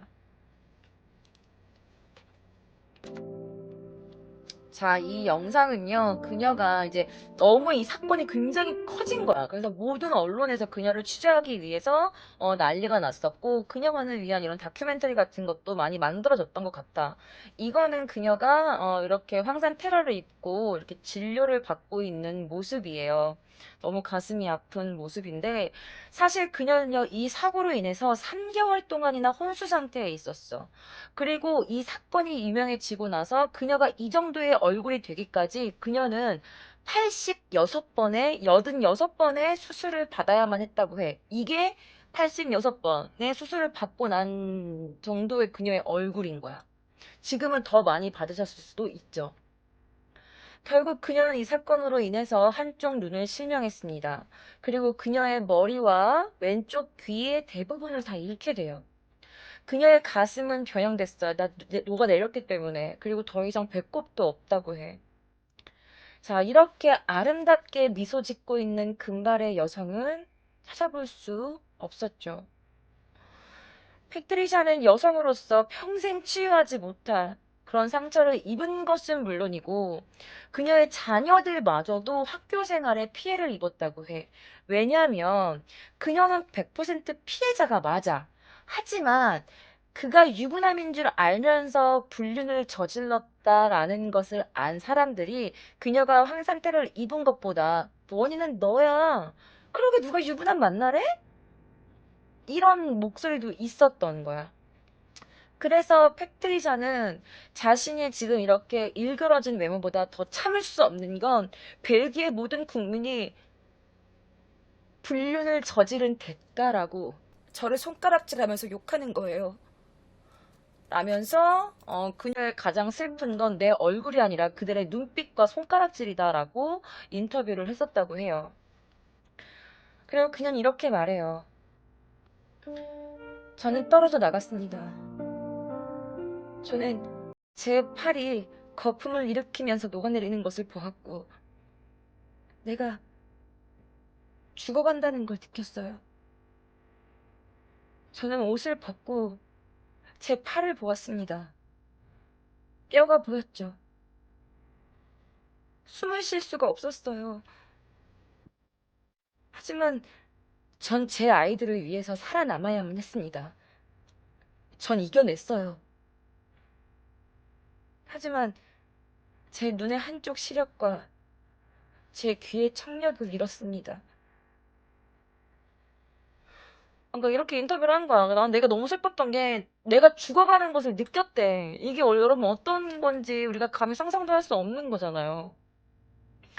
자, 뿐만 아니라 그녀 몸에 이게 황산을 이렇게 해서 이렇게 맞았기 때문에 그녀의 이렇게 몸까지 다 녹아내린 거야. 그래서 그 부식성 물질이 심장과 폐를 거의 태웠었대. 그러니까 건드리려고 했었던 것 같아. 그런데 다행히도 2007년도에 투여된 유방 보형물을 그냥 가슴에 넣은 거야. 그래서 그 산이 심장에 도달하지 못하도록 막아가지고 생명을 다행히도 구했다고 해요. 그러니까 얼마나 황산을 뿌렸으면 이 몸의 뼈가 다 녹아가지고 이 안쪽까지 이게 다 들어갔겠어. 그러니까 얼마나 우리는 솔직히 말하면 뭐 뜨거운 냄비야 만져도 아 뜨거워 이렇게 하는데 그냥 온 전신이 다 산을 입었으니 그 고통을 우리가 감히 상상할 수도 없었겠죠. 아, 이렇게 아름다운 여자가 진짜 너무 슬퍼. 자, 이 사진은요, 재판 판결이 난 직후에 그녀가 그 재판 구형을 듣고 눈물을 보이고 있는 모습입니다. 자, 리차드 레메스에겐 몇 년이 구형됐을까요? 징역 30년이 구형됐습니다. 그리고 그는 감옥 생활을 하게 되죠. 그렇지만 패트리샤의 파멸된 그 삶은, 갚기에 너무나도 충분치 않은 재판 결과였어. 그런데 여러분 놀라지 마세요. 이 패트리샤의 사건이 알려지게 되면서 또 다른 비극적인 사건이 밝혀져요. 그 사건이 무엇냐면 바로 16개월밖에 안 된 아기를 살인한 살인 사건이 밝혀집니다.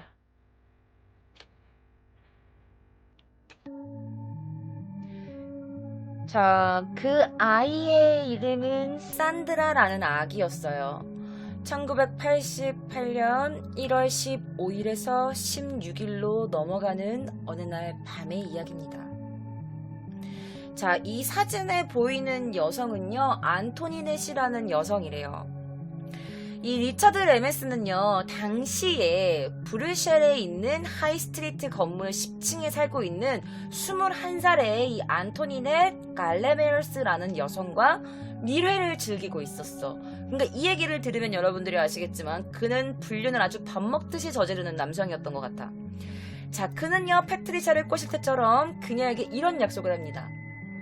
나 아내랑 헤어질 거야. 걱정하지 마. 나 믿지? 자, 패트리샤를 꼬실 때처럼 아내를 떠날 거다. 아내와 이혼할 거다 라면서 그녀를 살살 꼬셨지만 그는 아무것도 하지 않았어. 이들 부부는 이혼하지 않았고 그녀는 기다리다 지쳐서 그를 떠날 계획이었어. 그리고 나서 그에게 이별을 통보하죠. 이제 우리 그만해요. 당신도 이혼할 생각 없고 저도 기다리는데 지쳤어요. 자, 그리고 나서 1988년 1월 15일 레메스는요, 그녀의 연인이었던 그녀의 집으로 갑니다. 자, 1986년 8월 23일에 태어났던 이 산드라라는 아기가 있었어. 그녀의 딸이었어요. 자, 리차드 레메스는요, 그녀의 집에 찾아가서 알았어.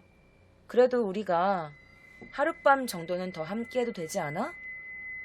라면서 그녀를 살살 꼬셔. 그리고 이제 뭐 그녀에게 어떤 음료수를 줬대. 잔에 담긴.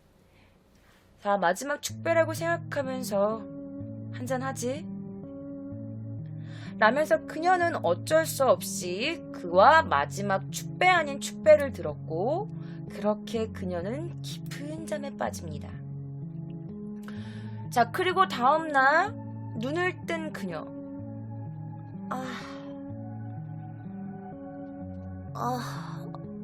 머리야. 자, 그녀는 다음날 아침에 눈을 뜨게 됐고 뭔가 이상하다고 생각한 그녀는 자신의 딸 방으로 갑니다. 하지만 딸이 더 이상 방에 없었던 거야. 어떤 풍성들과 양동이가 작은 침대 안에 이렇게 쌓여 있었고 창문이 열려 있었대. 그 너무 수상해서 창문을 이렇게 내다본 그녀는 경악을 금치 못할 수밖에 없었는데, 왜냐하면 그곳엔 이미 생명이 붙어있지 않은 몸으로 변사한 채 건물 바닥에 떨어져 있었던 거야. 자신의 16개월밖에 안 된 딸이. 처음에는 이제 그녀는 아기가 이렇게 걷다가 이렇게 아장아장 걷다가 이렇게 기어가다가 창문을 어떻게 빠져나갔나? 이렇게 생각했대. 뭐 이렇게 창문 바로 밑에 침대가 있으면 아기가 이렇게 하다가 뭐 이렇게 떨어질 수도 있다라고 생각했던 것 같아. 왜 그를 의심하지 않았는지는 모르겠어. 그래서 이제 경찰들과 검사 그리고 한 소아과 의사가 그 산드라의 시신을 검사했어. 그리고 그녀의 방을 검사한 이 소아과 의사가 말했대. 아기는 다발성 골절로 사망했습니다. 그리고 내부 출혈을 일으켰습니다. 매우 강한 압박이나 타격을 당하면서 그렇게 사망한 겁니다. 라고 말한 거야. 근데 부검을 한 결과 그 산드라 16개월 된 아기는요, 죽기 전에 질식사를 당한 걸로 알려져 있어. 그러니까 어딘가에 누군가에게 많이 이렇게 뭔가 폭행을 당했고 결국에 목이 졸려 죽었다라고 부검 결과가 나온 거야.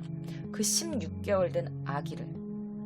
자, 그러니까 모든 사람들의 의심의 눈초리가 누구한테 가? 엄마, 그리고 그날 함께 있었던 리차드 레메스한테 간 거야. 그러면서 엄마는 너무 억울하잖아. 내 딸을 내가 죽이는 엄마가 세상에 어딨냐면서. 난 안 했어요. 세상에 자기 딸을 죽이는 엄마도 있어요? 전 진짜 아니에요. 저는 그냥 잠들었다가 눈을 떴는데 우리 딸아이가 그렇게 돼버린 거라고요. 그리고 리차드 레메스도 이렇게 말해요. 아니, 나는 그녀와 술을 먹고 그녀가 미리 잠이 들었고 나는 그리고 바로 집으로 왔어요. 라고 말을 한 거지. 하지만 둘 다 말뿐이었어. 믿을 만한 설명도 없었고 증거도 없었고. 그래서 결국엔 어떻게 됐냐. 수개월을 감옥에서 보낸 건 바로 그녀의 어머니였던 안토니 넷이었던 거야. 그녀는 나중에 이렇게 말해. 경찰은 제 얘기를 들어주지 않았어요. 그저 나를 무너뜨리기만을 원했죠. 라면서 막 원통해하면서 그렇게 고백을 했대요. 자, 재판이 끝나면 부검이 선고될 것이고 그렇게 안토니 넷의 그 억울한 누명을 쓴 채 뭐 수감을 이미 다 끝내고 나온 거야. 어쨌든 그녀는 아이를 잃었는데도 불구하고 주변 사람들의 의심의 눈초리까지 받아야 되는 상황이었대. 그러다가 20년 뒤에 이 브레이셀에서 일어난 사건, 이 패트리샤 사건이 터진 거야. 두 이야기의 공통점이 뭐였냐면 바로 리차드 레메스라는 남성이었어. 자, 안토니 넷은요, 패트리샤 사건을 접하면서 뭔가 사건이 나와 뭔가 닮았다라는 느낌을 받아. 그래서 사법경찰과 접촉을 해서 다시 내 검사 다시 해달라. 그 남자 내 남자 나랑 사귀었던 남자다. 근데 그 남자도 내가 헤어지자고 했는데 그 며칠 뒤에 우리 애기가 죽은 거다. 난 억울하게 깜빵생활 한 거다. 라면서 이제 경찰에게 다시 재수사를 요구합니다. 자, 리차드 레메스는요 이렇게 말해요. 제가 그런 거 아닌데. 뭐 내가 패트리샤에 관련돼서 우발적으로 그녀에게 뭐 황산을 뒤집어 씌운 건 내가 한 거예요. 그런데 그 애기? 산다라? 그건 난 몰라. 라면서 범행 사실을 부인합니다. 그리고 증거 부족. 왜냐면 너무나도 옛날에 일어났던 사건이잖아. 그렇기 때문에 이 증거 부족으로 인해서 계속 재판을 이어가고 있는 상태였대요. 자, 안토니 넷의 경우는요, 패트리샤의 그 유사성을 지지했다고 밝혔어. 나 그만 알아요. 나도 그만 사귀었었어요. 그 좀 이상했어요. 자, 왜냐면 모든 사건이 일어났을 때 황산 테러를 당했고 그리고 그녀의 딸이 죽었고 이 모든 게 바로 그녀들이 리처드에게 헤어지자고 한 뒤에 일어난 사건들이었기 때문이야. 자, 언급한 바와 같이 부검은 질식으로 인한 사망으로 나왔고 그 다음에도 창밖으로 애기를 던져버린 거야. 죽인 뒤에. 그래서 애기가 이제 뭐 뼈가 으스러졌고 뭐 그렇게 된 것 같아. 자, 어쨌든 이 리차드 레메스가 왜 그랬는지 제가 감히 이렇게 좀 생각을 해보면 얘는 그런 거야. 감히 니깟 것들이 나를 차? 니깟 것들이? 안 돼. 딴 새끼한테 줄 바에는 내가 부셔버릴 거야.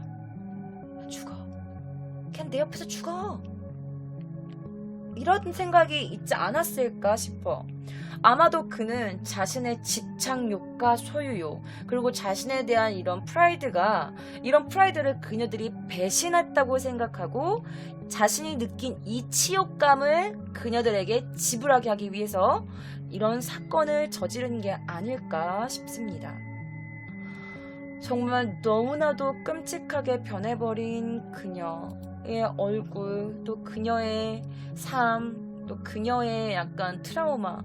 그래서 이거는요, 그 안토니 넷이라는 여성과 그리고 패트리샤가 만났을 때의 사진이다 라면서 그 해외 언론에 나와 있는 사진을 제가 가지고 온 겁니다. 자, 너무나도 이게 그러니까 더 이상 어떻게 더 좋아질 수가 없는 지금 이렇게 얼굴 상태니까 그녀의 인생은 누가 보상을 주나요? 그가 30년 동안 감옥에 있다 한들 그녀의 이렇게 아름다웠던 모습은 돌아오지 않을 텐데 말이죠.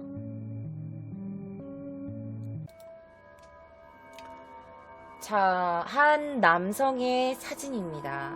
이 사진은요, 러시아 볼쇼이 극장 발레 예술 감독이었던 세르게이 필린이라는 남성이었습니다. 자, 1월 17일 밤 그는 퇴근을 합니다.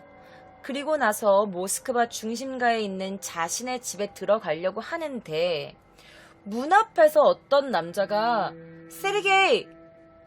이렇게 부른 거야. 그래서 그는 자신의 이름을 부르니까 고개를 돌렸는데 그때 사내가 얼굴에 황산을 뿌려버린 거야. 자, 그 순간 그의 얼굴에는 황산이 뒤덮였고 그는 3도 이상의 화상을 입었다고 해요. 자, 근데 그 황산이 얼굴에 정통으로 맞았기 때문에 그는 눈을 실명할 위기에 처했고 다행히도 그 집에 있던 경비원의 도움을 받아서 그는 바로 화상 전문 병원으로 옮겨졌다고 합니다. 자, 그는 발레단 극장의 발레 감독이야. 근데 그 발레 감독이 눈이 멀면 어떡해. 그래서 이게 엄청난 또 이슈가 되게 됩니다. 제가 지금부터 여러분들께 보여드릴 영상은요, 그가 이제 화상을 입고 치료를 받는 과정에서 이렇게 행동으로 누군가 나를 덮쳤고 내가 이렇게 해서 뭐 황산을 맞았고 이렇게 해서 그가 이렇게 설명하고 있는 모습이 있길래 제가 한번 가지고 와봤습니다. 저와 함께 보실게요.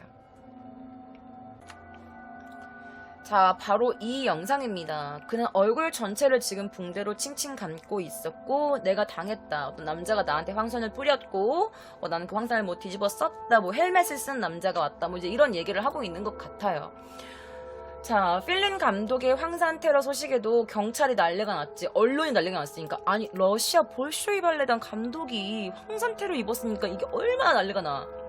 그런데 이 극장 측에서 아주 긴장을 하게 됩니다. 왜냐면 볼쇼이 발레단이라는 명성도 있었고 그에 따른 이런 테러가 일어났기 때문에 범죄에 가담됐기 때문에 좀 많이 긴장을 하고 있는 상태였던 것 같아. 자, 사람들은 막 또 수덕수덕 거리기 시작해. 이게 극장 내부에서 벌어진 일일 거야. 아마 필린 감독의 자리를 노린 다른 사람의 소행 아니야? 혹은 혹시 자기 배역에 불만이 품은 배우가 황산 테러에 빈 거 아니야? 라면서 사람들의 이런저런 이런 이야기들이 막 나오기 시작했대. 자, 볼쇼이 발레단은 1825년 설립 이후에 러시아의 최고의 발레단으로 유명세를 떨치고 있었대. 하지만 사실 이게 무대 뒤에서는 음모와 내란, 막 정치, 막 이런 것들이 아주 조금 깨끗하지 못했다고 해.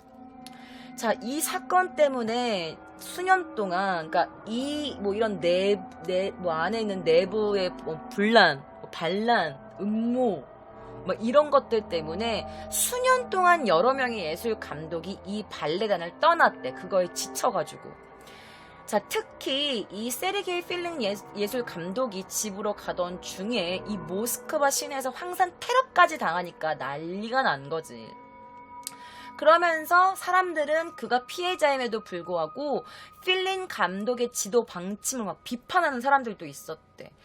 아니, 그가 그런 식으로 했으니까 극장을 떠난 사람들도 많고 배우들도 그만둔 거 아니에요? 라면서 그가 감독으로 있을 때 그만두었던 어떤 배우들의 이름까지도 이렇게 오르내렸다고 해. 사실 이 발레단, 그러니까 이게 모든 비슷한 것 같아. 저도 연극을 전공해서 그런지 모르겠지만 사실 이 캐스팅이라는 게 그렇잖아. 내가 좀 더 좋은 역할 맡고 싶고 내가 조금 더 무대에 더 오래 쓰고 싶고 이런 건 예체능 하는 사람 누구나가 다 느끼는 그런 감정인데 이게 또 감독 자리도 그랬대. 그래서 이 발레단의 감독 자리도 굉장히 치열해서 사실 이 극장 감독 자리는 질투와 경쟁이 굉장히 치열한 자리였다. 그렇기 때문에 분명 예술 감독으로 뽑힌 이 필린한테 뭔가 앙심을 품은 자의 소행일 거다. 이런 얘기가 가장 강력하게 나오고 있었어. 그런데 사실 필린이 황산 테러 사건을 입기 전에 사실 몇 주 전부터 그에게 이런 테러를 예고하는 뭔가 불미스러운 사건들이 많이 있었대. 자, 예를 들면 그에게 전화가 여러 통화가 걸려오는 전화가 있었고 그리고 그의 페이스북 계정이 해킹당한다든지 그의 자동차 타이어에 구멍이 나 있는다든지 이런 수상한 일들이 굉장히 많이 일어났었대. 자, 그러다가 범인으로, 그러니까 용의자로 의심되는 사람이 나왔어요. 바로 이 사람입니다. 자, 이 사람은 누구냐면요. 사실 한동안 감독 자리를 넣고 이 필린이랑 같이 경쟁자에 있었던 수석 무용수였던 니콜라이 치스카리츠라는 사람이었어. 이 사람은. 자, 사람들은요, 이 니콜라이 치스카리츠를 용의자로 지목했어. 왜냐면 2011년 3월 필린이 최종적으로 예술 감독으로 선정될 때까지 둘이 굉장히 경쟁을 하고 있었기 때문이야. 그리고 안젤리나 보론초바라는 발레리나가 있었는데 이 발레리나를 두고 이 필린과 이 니콜라이가 같이 신경전을 벌였대. 제가 그녀의 사진을 조금 가지고 와봤는데요. 자, 바로 그녀였어. 그녀를 두고 이 둘이 신경전을 벌인 거야. 근데 사귀고 여자로서 보고 그런 게 아니라 사실 그녀는요 한때 필린의 제자였대요. 그런데 현재는 그 당시에는 이 치스카리츠의 제자였대. 사실 필린이 그녀에게 뭔가 이렇게 몰래 이렇게 좀 이렇게 손을 뻗었던 거야. 뭐라고 했냐? 야, 너 니콜라스 치스카리츠 수업 그만둬. 너 그거 그만두면 내가 너 백조의 호수 배역 줄게. 라면서 이 남자한테 배우는 거, 그 다음에 제작 그만둬. 내가 너 백조의 호수에서 주인공 역할 줄게. 라면서 제안을 했어. 그런데 보론초바는 말을 못했던 게 뭐냐면, 내가 만약에 이 제안을 거절해. 그러면 그녀가 무대에 서지 못할까봐, 불이익을 당할까봐 그녀는 굉장히 망설였다고 해요. 그래서 결국에 나중에 이 사실을 알게 된 니콜라이 치스카리치가 그에게 보복을 하기 위해서 이 일을 꾸몄다. 사람들이 그렇게 의심을 하기 시작한 거야.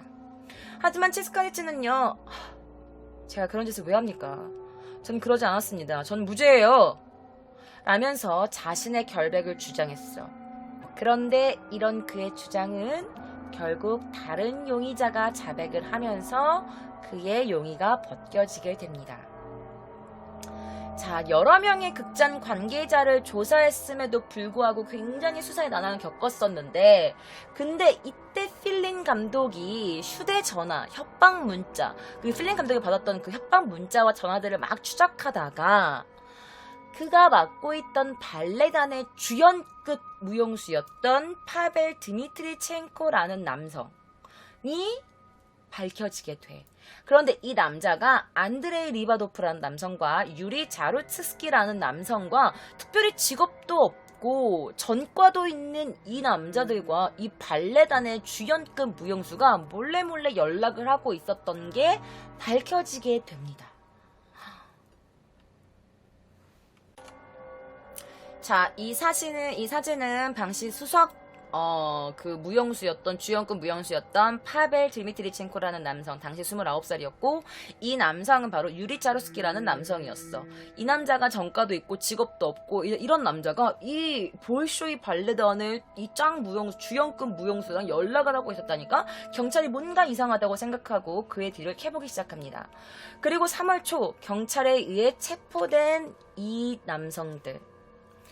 자, 주연급 무용수였던 파벨 드리트미첸코가 그가 고용했던 어떤 2명의 남성이 있었는데, 다른 한 명의 남성의 사진은 아무리 찾아봐도 안 나와서 이 남성의 사진만 가지고 왔어요.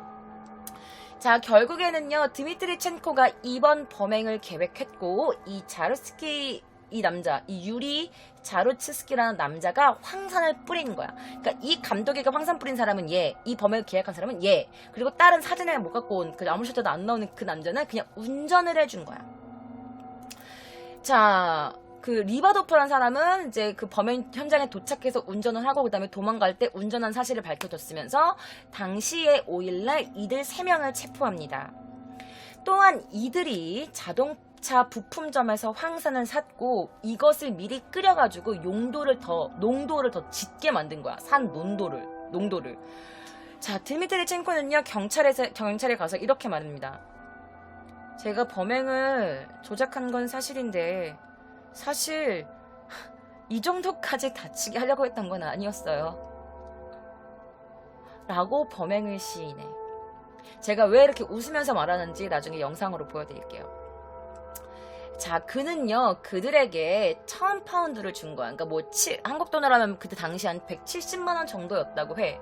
170만원 정도를 주고, 사실, 야, 그냥 몇 대만 때려줘. 정신 들게.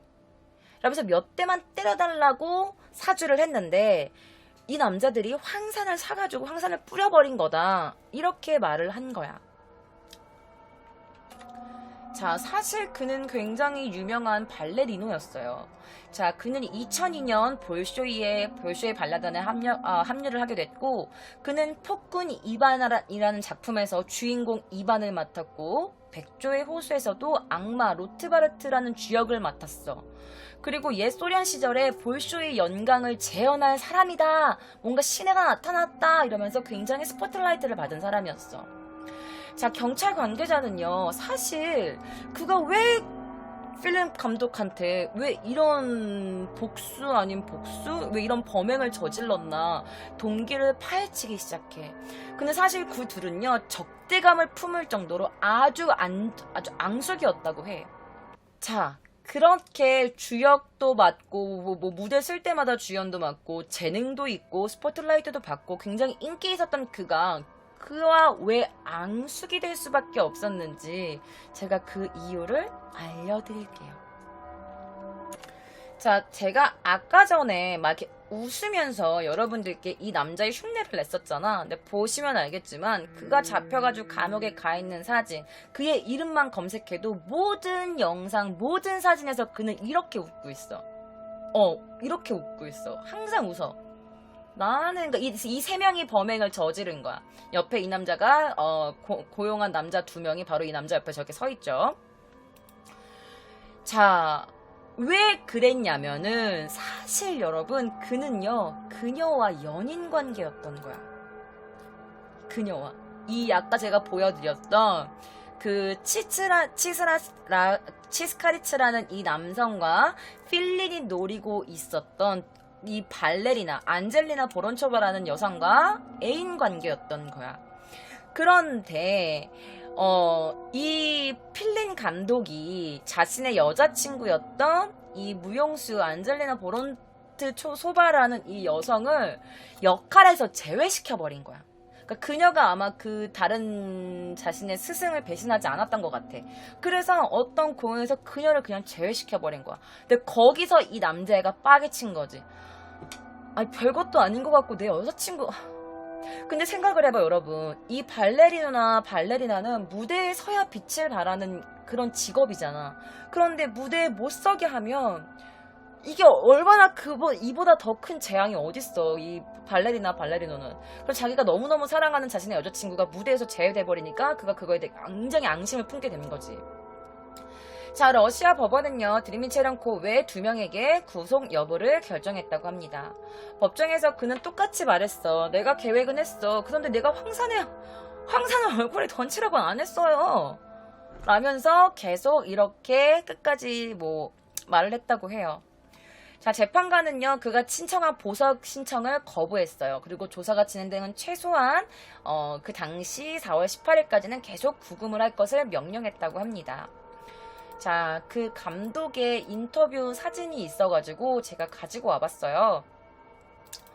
굉장히 많은 사람들이 그를 둘러싸고 이렇게 카메라 봐. 이거 난리 났어. 그를 이제 막 인터뷰한 거야. 그래서 이 사진은요, 그가 이제 좀 눈 치료를 받고 어느 정도 얼굴에 치료를 받은 상태에서 언론에 이렇게 나왔을 때의 사진이라고 해요.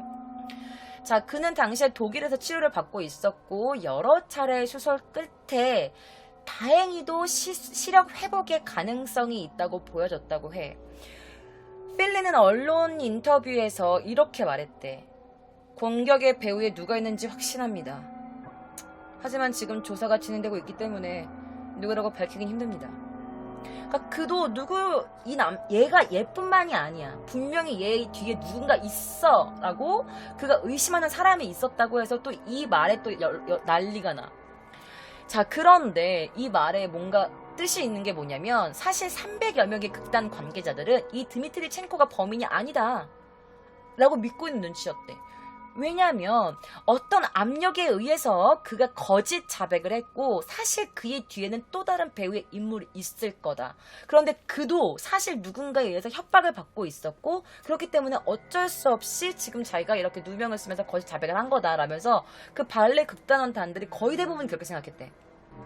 그래서 극장 측이 사실은 반대파를 몰아내기 위해서 필린이 부상당한 거 사실 그렇게까지 많이 심각한 건 아닌데 굉장히 막 시력을 잃을 수도 있다. 막 얼굴이 무너져 내렸다. 막 이러면서 좀 과장해서 보도하고 있는 것도 아니냐라면서 이런 의견들이 많이 나왔었다고 해. 자, 드미트리 첸코의 결백을 주장하는 사람들이 벌써 서명 운동을 벌이기 시작했고 푸틴 대통령까지도 방송국에 푸틴 대통령한테 공개 서한을 보내는 등의 뭔가 이제 나라가 전체적으로 많은 사람들이 그는 범인이 아닐 것이다 라면서 막 이렇게 뭔가 뒤에서 움직임을 많이 보였다고 해요. 자, 모스크바의 심장인 볼쇼이 극장. 자, 이 러시아 문화. 그러니까 러시아 문화의 약간 뭔가 어떤 상징이잖아. 우리나라 사람들도 볼쇼이 발레 다니면 다 알잖아. 자, 현지인과 또 외국인 관광객 모두가에게 알려져 있는 이 200년 이상이 된 이 볼쇼이 발레단이 사실은 알고 보니까 무용수와 감독 모두 권력 투쟁, 권력에 대한 희생자들, 가해자들 이렇게 더러운 뒷배경이 막 다 까발려지기 시작한 거야. 그래서 이렇게 대형 스캔들이 되니까 이 볼쇼이 쪽이 굉장히 당황을 할 수밖에 없었던 거지. 그러면서 이렇게 말해. 이 카테리나 노비코바라는 이 볼쇼이 실장이 뭐라고 말했냐면, 저희는 몰랐습니다. 저희는 드미트리 첸코하고 필린 사이에 갈등이 있었는지 몰랐어요. 그리고 일단 모스크바 경찰이 예술 감독 업무, 개인적인 원한 이런 거 조사하고 있으니까 나중에 밝혀지게 되겠죠. 그래서 이렇게 말한 거야. 그래서 일부에서는 원칙주의자였던 필린 이 감독이 사실 게으른 무용사들한테는 굉장히 좀 엄격한 사람이었대. 그래서 아무리 능력이 있어도, 재능이 있어도 게으르면 아예 그 무용사한테 역할을 맡기지 않았기 때문에 굉장히 발레단 그 무용수들에게 뭔가 앙심을 품은 사람들이 많을 수도 있다라고 말을 한 것도 있고, 그리고 볼쇼이 발레 공연 암표 막 이런 건데 이게 또 마피아랑 뭔가 연관이 된 게 있었나봐. 그래서 마피아와 이런 암표 판매를 두고 둘이 막 갈등을 빚어왔다 이런 얘기까지 굉장히 이런저런 추측들이 많이 발생하기도 했다고 해요. 자, 러시아 법원이 그 당시 1월 정도에 볼쇼이 극장 이 필린 예술 감독의 황산 테러를 주도했던 이 무용수한테 징역 6년을 선고합니다. 6년을 선고해. 솔직히 말하면 그렇게 큰 구형은 아니야, 사실. 그치? 그가 뿌린 게 아니지만 어쨌든 그가 이렇게 했으니까. 어쨌든. 자, 파벨 드미트리첸코에게는요 6년을 선고합니다. 그리고 실제로 황산을 끼얹었던, 제가 아까 보여드렸던 그 유리 자루츠키라는 그 남성에게는 징역 10년을 구형합니다. 그리고 도피 차량을 운전했던 안드레이 리파도프라는 이 남성에게는요 징역 4년을 구형했다고 합니다. 자, 앞서 검찰은 이렇게 말했다고 합니다. 피고들이 오랫동안 범행을 모의했고 자신들의 범행으로 필린 감독에게 큰 상해를 입혔다. 그리고 그들이 이 범죄를 계획했을 당시에 아마 이 필린 감독이 큰 상해를 입을 것을 알고 나서 범행을 저질렀기 때문에 이런 구형을 내린다라고 말했다고 해요. 자, 당시 사건으로 볼쇼이 극장은 무용수들과 지도부의 갈등 등 말하면서 13년 동안 극장을 이끌어왔던 이 아나톨리 익서노프라는 이 극장장이 해임돼 버립니다. 해임이 돼버리고 유력한 용의자로 지목됐었던 그 아까 제가 사진 보여드렸던 니콜라이 치스카리드제 이름이 되게 어렵네요. 이 남자도 결국에는 볼쇼이 극단을 그만둬요. 자, 황산 테러를 당한 그 필린 감독의 얼굴에는요 3도 화상 정도를 입었고 한쪽 시력도 거의 잃었다고 해. 자, 제가 지금 어떤 사진을 좀 보여드릴 겁니다. 바로 그의 아내와 함께 그가 이렇게 찍은 사진이야. 그러면서 이제 공항인지 어디 병원을 나오고 있는 사진이어서 이 사진도 좀 돌아다니는 것 같아서 제가 좀 가지고 와봤습니다. 자, 볼쇼이 발레 감독 세르게이 필린이라는 이 남성은요 산성 공격을 받은 뒤에 아내 마리아 프로시치라는 여성과 함께 모스크바에서 병원을 떠나는 모습이라고 해요. 자, 필린은 자신이 앞으로 치료를 받으면 시력이 조금씩 좋아질 수 있다. 아니면 내 지금 겨우 보이고 있는 이 시력을 계속 보존할 것이라는 희망을 갖고 있다라고 인터뷰했다고 합니다. 자, 그가 눈을 치료받고 있는 모습이 있어서 조금 가지고 와봤어요. 자, 보시면 그가 계속 눈 치료를 받고 있고, 그리고 얼굴에 약간 조금 아주 흉터가 이렇게 남아있는 모습을 여러분들이 보실 수 있을 겁니다. 자, 모스크바에 있는 병원에서 적어도 4번 정도의 수술을 받은 뒤에 그녀의 아내인 마리아 프로시치와 함께 독일의 아헨 대학교 클리닉으로 가서 전문적인 치료를 계속 받고 있다고 해요. 자, 그는 이렇게 말했어요. 전 이제 괜찮아요. 내 눈이 앞으로 지금보다 조금 더 잘 볼 수만 있다면 저는 더 이상 바라는 게 없을 것 같습니다. 의사가 내 눈을 뜨고 내가 뭔가 보려고 할 때 의사는 절 포기하지 않았습니다. 전 제 아이들을 다시 볼 수 있는 기회가 있다고 생각합니다. 저는 정말 그걸 믿고 싶어요. 라면서 자신의 눈 시력에 대한 희망을 아직까지 놓지 않고 꾸준히 치료를 받고 있다고 합니다. 뭐 권력, 피해자, 뭐 누가 잘못했다, 누가 더 잘못했다를 따지기보다는 그러니까 둘 다 너무 불행해지는 결말이 나서 참 안타까웠던 사건입니다. 그의 재능이 이제 감옥에서 계속 발레리노는 몸을 쓰지 않으면 굳는데 그는 이제 그의 발레 인생을 접어야 하고 두 번 다시 그의 이 멋있는 춤사위를 무대에서 볼 수 없고 그의 끔찍한 범행 때문에 그리고 그는 발레단 감독이라는 직업을 갖고 있지만 눈 시력이 한쪽이 거의 보이지 않는 상태에 나는 이런 좀 절망적인 결말을 얻게 된 사건이었는데요. 정말 사람들 말대로 그가 범인이 아니고 사실 그 뒤에 더 큰 거대한 세력, 더 큰 배우가 있는지는 모르겠지만 어쨌든 그는 지금도 감옥에서 그의 생을, 그의 잘못을 받고 있겠죠. 여러분들의 생각은 어떠세요? 정말 이 남자가 범인이 아닐까요? 자, 지금부터 제가 들려드릴 이야기는 너무너무 끔찍하고 앞서 보여드렸던 사건들도 너무 끔찍하지만 제가 개인적으로 느끼기에 너무너무 끔찍하고 잔혹한 사건은 바로 이 사건이 아닐까 싶어요. 자, 이렇게 얼굴에 끔찍한 상처를 입은 이 인도 여성의 이름은 큐슈브 데비라는 여성입니다. 자, 이렇게 얼굴에 끔찍한 상처를 입은 이 인도 여성의 이름은 큐슈브 데비라는 여성입니다. 자, 그녀는 20살 때 황산 때문에 얼굴 반쪽을 거의 잃었습니다. 자, 잃기 전에 그녀의 아름다운 얼굴을 지금 보여드릴게요. 자, 바로 이 사진이 그녀가 황산 테러를 입기 전에 그녀의 아름다웠었던 얼굴 사진입니다. 자, 그녀는 황산 테러의 피해자입니다. 그런데 너무나도 놀라운 사실이 그녀의 얼굴을 황산으로 이렇게 만들어버린 그 범인이 바로 그녀의 친아빠라는 사실입니다. 자, 이 사진은 그녀의 아버지라고 돌아다니는 사진이었어. 이 아버지의 사진이 진짜 안 나오는 거야. 내가 좀 막 이 새끼 이런 사진은 보여줘야 돼 라면서 찾았는데 이런 흐릿한 사진밖에 없어서 이 사진을 갖고 오게 되었습니다. 자, 사건 발생 당시 그녀 큐슈비 데비는요, 남편 그리고 딸과 함께 잠을 자고 있었어요. 그런데 갑자기 밖에서 누가 하고 노크를 하는 소리가 들렸어. 아버지였어요. 그래서 아버지가 노크를 하니까 그녀는 문을 열었고 문을 열자마자 아버지는 자신의 친딸에게 황산을 뿌려버립니다. 그녀는 황산을 맞고 녹아내리는 얼굴을 움켜쥐면서 고통적인 소리를 질렀어요. 아! 이러면서.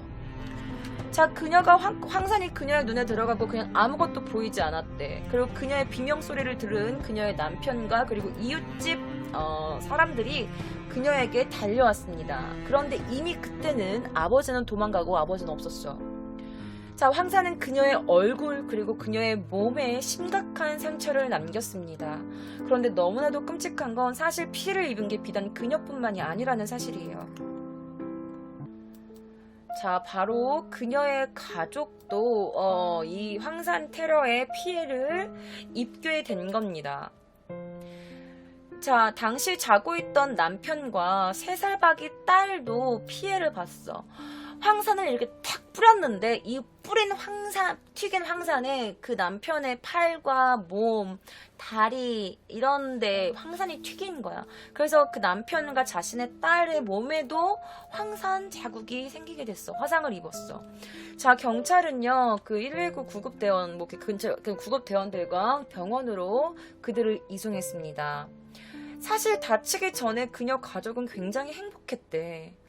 그리고 사건 후에도 막 영상을 보면 남편이 그녀에게 약을 발라주면서 이렇게 부채질을 계속해줘. 굉장히 화목한 가정이야. 그런데 왜 아빠가 자신의 친딸한테 이런 말도 안 되는 짓거리를 했나? 바로 그 이유는 자신의 딸이 자신의 비밀을 알고 있었기 때문이야. 바로 이 아빠는요, 인신매매, 그리고 어린 여자애들을 납치해서 나이 많은 사람한테 팔기도 하는 이런 일들을 하고 있었던 거야. 매춘 사업, 인신매매, 결혼 사기, 막 이런 거 있잖아. 이런 일들을 뒤에서 했던 거야. 그리고 그녀의 아버지는요, 굉장히 어리고 예쁜 애들을 이렇게 데리고 와가지고 이거를 다른 사람들한테 아주 비싼 가격에 팔아버리는 거야. 그러니까 이런 일들을 하고 있었던 거야. 그리고 아버지는 그녀의 딸에게 매번 이렇게 말했대요. 쉿, 비밀 지켜. 알겠지? 딸이라도 용서 못해. 그리고 어차피 넌 나 신고도 못해. 맞지? 설마 아빠한테 신고를 하겠어? 그러니까 입 다물고 쥐죽은 듯이 살아. 라면서 뭐 그녀를 협박했겠지. 자, 그럼에도 불구하고 딸이 결혼을 하고 혹시 이 딸이 자신의 남편한테 이런 얘기를 하지 않을까? 혹시나 딸이 다른 사람들한테 나에 대한 얘기를 하지 않을까? 아빠는 매번 불안했던 거야. 그리고 이 후환을 제거하고 싶어서 그녀를 자신의 친딸임에도 불구하고 죽이기로 마음을 먹었던 거지. 사실 그녀와 그녀의 동생들, 엄마, 그녀의 부인이 되겠죠. 이 가족들은 아버지의 범죄를 너무 어릴 때부터 보아왔고 아버지의 범죄 사실을 알고 있는 상태였어. 그런데 왜 비단 그녀에게만 그랬는지는 몰라요. 그래서 그녀가 인터뷰한 영상이 있었어요. 근데 이제 뭐 영어 자막이고 그녀는 이제 그녀의 나라 말로 했는데 영어 자막이 다행히도 나와 있어서 제가 이 영상에다가 제가 이제 한국말로 번역한 자막을 씌워서 가지고 왔어요. 여러분들이 조금 편하게 보시라고. 그러니까 여러분들 지금부터 그녀의 인터뷰 장면 저와 함께 보시겠습니다.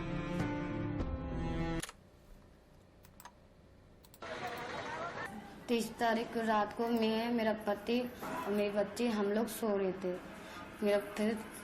फिर मेरा पापा आया रात को 3 बजे। उसने गेट खटखटाया। जैसे मैंने गेट खोला मेरे पापा ने तुरंत तेजाब फेंक के भाग गया। मैं अपने पति के ऊपर गिरी, चिल्लाई बहुत तेज। मेरे पापा आ गया, तेजाब मार के भाग गया। जब मैंने पूरी कॉलोनी में हल्ला करा, जब पूरे कॉलोनी में सब लोग लेकर के आए, जब तक मेरा बाप भाग गया। फिर जैसे मेरी जलन मच रही आंखों में, मैं रो रही, चिल्ला रही, क्या कहते हैं। फिर बाद में मैंने पति से कहा मेरी पुलिस को बुलाओ, 100 नंबर फोन करा। मेरी बेटी के हाथ पे, पैर पे, मेरे पति के गर्दन पे, थोड़ा गाल के चेहरे पे भी है और पेट पे भी है और नीचे भी जांग पे भी उनके। लेकिन मेरी आँख में भी ज्यादा है, बहुत जलन मचती है मेरी आँख में। हम तीनों को बहुत चोट आई है। मेरे पापा ने इसके लिए एसिड फेंका क्योंकि पापा के बारे में मैं सब बात जानती हूँ। पापा ने समझा अगर इसने कुछ कर दिया, इसने सारी पोल खोल दी तो मैं चले जाऊंगा। उनके बारे में मैं सब कुछ जानती हूँ।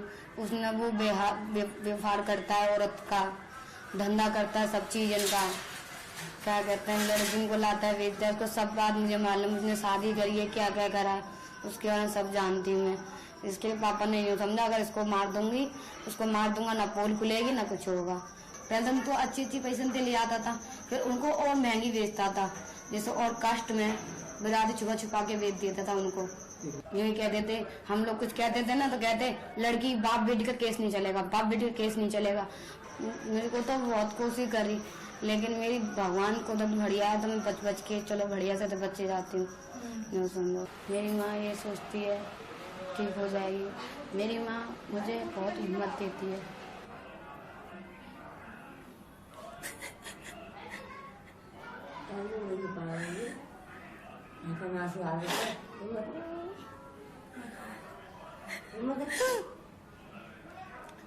मुझे सब शाबाशी देते हैं कि तू अच्छी लड़की है, अपनी माँ की तरफ से लड़ रही है, लेकिन मेरा बाप बहुत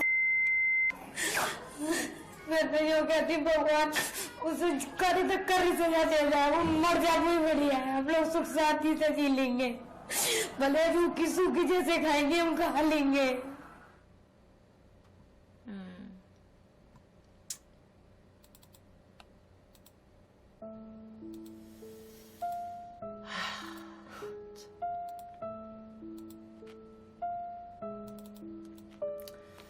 자, 이 사진은 요즘 근래의 그녀의 사진이라고 해요. 그러니까 저기 지금 다쳤던 얼굴의 사진보다는 조금 괜찮아진 얼굴의 모습이에요. 뭔가 좀 상처도 가라앉았고 좀 피부도 좀 돋아났고 하는 것 같아요. 자, 그녀의 아버지는 황산을 그녀에게 한 번 뿌리고 나서 그녀가 죽지 않자 자신의 딸에게 다시 한 번 더 황산을 끼얹은 남자예요. 그리고 나서 뿐만 아니라 이제 그녀가 어릴 때부터 아빠는 자신의 친딸을 다른 남자에게 비싼 값에 팔려고 몇 번이나 시도를 했으나 그녀말로는 신이 저를 보호하셔서 저는 다행히도 무사할 수 있었어요 라고 말을 하는 거야. 근데 아까 인터뷰 영상에서 보셨겠지만 그 그녀의 어머니의 사진이 잠깐 나왔잖아, 영상이. 근데 그녀의 어머니는 얼마나 마음이 그러니까 내가 이런 남자만 만나지 않았어도 괜히 다 당신 탓일 것 같고, 그리고 맨날 그 자신의 딸이 이렇게 황산을 입어서 아파하는 모습을 매일매일 봐야 하는 그 엄마의 마음은 어떨까요? 그러니까 엄마는 잘못한 것도 하나도 없으신데 그냥 다 자기가 미안한 거야, 딸한테. 그러니까 그녀도 말하고 있어. 나 엄마를 위해서도 싸울 거라고. 나는 지지 않을 거라고. 그리고 그녀가 이렇게 말해. 그가 죽으면 우린 정말 평화롭게 살 수 있을 거라고 말해. 그러니까 그녀가 오죽했으면, 자신의 아빠가 죽으면 그 사람 죽으면 우리는 다 편안하게 살 수 있다라고 말을 할 정도면 그녀가 겪었을 고통, 그녀의 끔찍한 그러니까 어떻게 말을 표현할 수 없어요. 아니 어떻게 친아빠라는 사람이 자신의 딸에게 이런 끔찍한 일을 저지를 수 있는 건지 저는 이 사건을 전하면서도 믿을 수가 없고 믿고 싶지도 않아요. 자, 어쨌든 그녀의 남편 모습도 보셨죠. 이 코나 얼굴에도 화상이 튀어서 남편도 이런 얼굴 그리고 허벅지에도 상처를 굉장히 많이 입었다고 해요. 그러니까 남편도 맨날 자기 와이프 부채질을 해주는데 자기도 아플 거야, 그지? 그래서 이런 정말 인간 쓰레기도 표현하고 싶지 않은 이런 욕을 하고 싶은데 또 막 악플로 위에 개었다 이럴까봐 욕도 못하겠고 한번 할게요. 근데 이 딴 새끼도 아빠라고 불린다는 게 진짜 분통이 터집니다. 제가 진짜 이 사건을 가져오면 조사하면서 번역하면서 눈물이 계속 나는 거야. 이 그녀가 겪었을, 모르는 사람이 나한테 이런 짓을 해도 끔찍한데 나를 낳아주고 나를 길러준 친아빠가 이렇게 했다고 생각하면 나는 못 살 것 같거든. 그럼에도 불구하고 자신의 이런 지금 힘들었던 이런 현실을 딛고 일어나서 지금은 이렇게 또 자신의 가족과 엄마를 위해서 힘내서 살고 있다는 그녀를 보면 정말 존경스럽다고 말씀을 드리고 싶습니다. 자, 오늘 도쿄 K장의 위험한 초대는 여기서 끝입니다. 자, 여러분 어떠셨나요? 자, 여러 가지 황산 테러 사건들을 가지고 왔는데 제가 가지고 오지 않은 사건들도 굉장히 많이 있었어요. 왜 사람들은 진짜 점점 가면 갈수록 더 끔찍해지는 것 같아. 왜 그럴까요? 저도 한 명의 사람으로서 또 여성으로서 내가 만약 이런 사건을 맞닥뜨렸으면 나는 어땠을까라는 상상을 계속하게 됐어. 정말 이 사건은 계속 뭔가 감정이입을 하게 되더라고. 그래서 생각을 해봤는데 저는 진짜 제정신에 과연 내가 있을 수 있을까라는 생각이 사실 가장 많이 들었어. 더 이상 이런 끔찍한 사건이 일어나서도 안 되고, 그리고 이런 황산이나 염산 같은 걸 인터넷에서 쉽게 구할 수 있다고 그런 뉴스를 제가 접한 적이 있는데, 이런 위험한 물건일수록 더욱더 그냥 일반 사람에게는 판매하면 안 되는 물건이지 않나라는 생각을 해봅니다. 자, 도쿄 K장의 위험한 초대 여기서 마치고요. 저를 처음 보시는 분은 유튜브 구독 한 번씩 해주시고 좋아요 버튼도 눌러주시고 힘나는 댓글 남겨주시면 저 도쿄 K장이 더 힘내서 다음 사건도 준비해서 오도록 하겠습니다. 인스타도 팔로우 해주시면 감사할 것 같네요. 자, 그럼 여러분 좋은 밤 되시고 사람 조심하세요.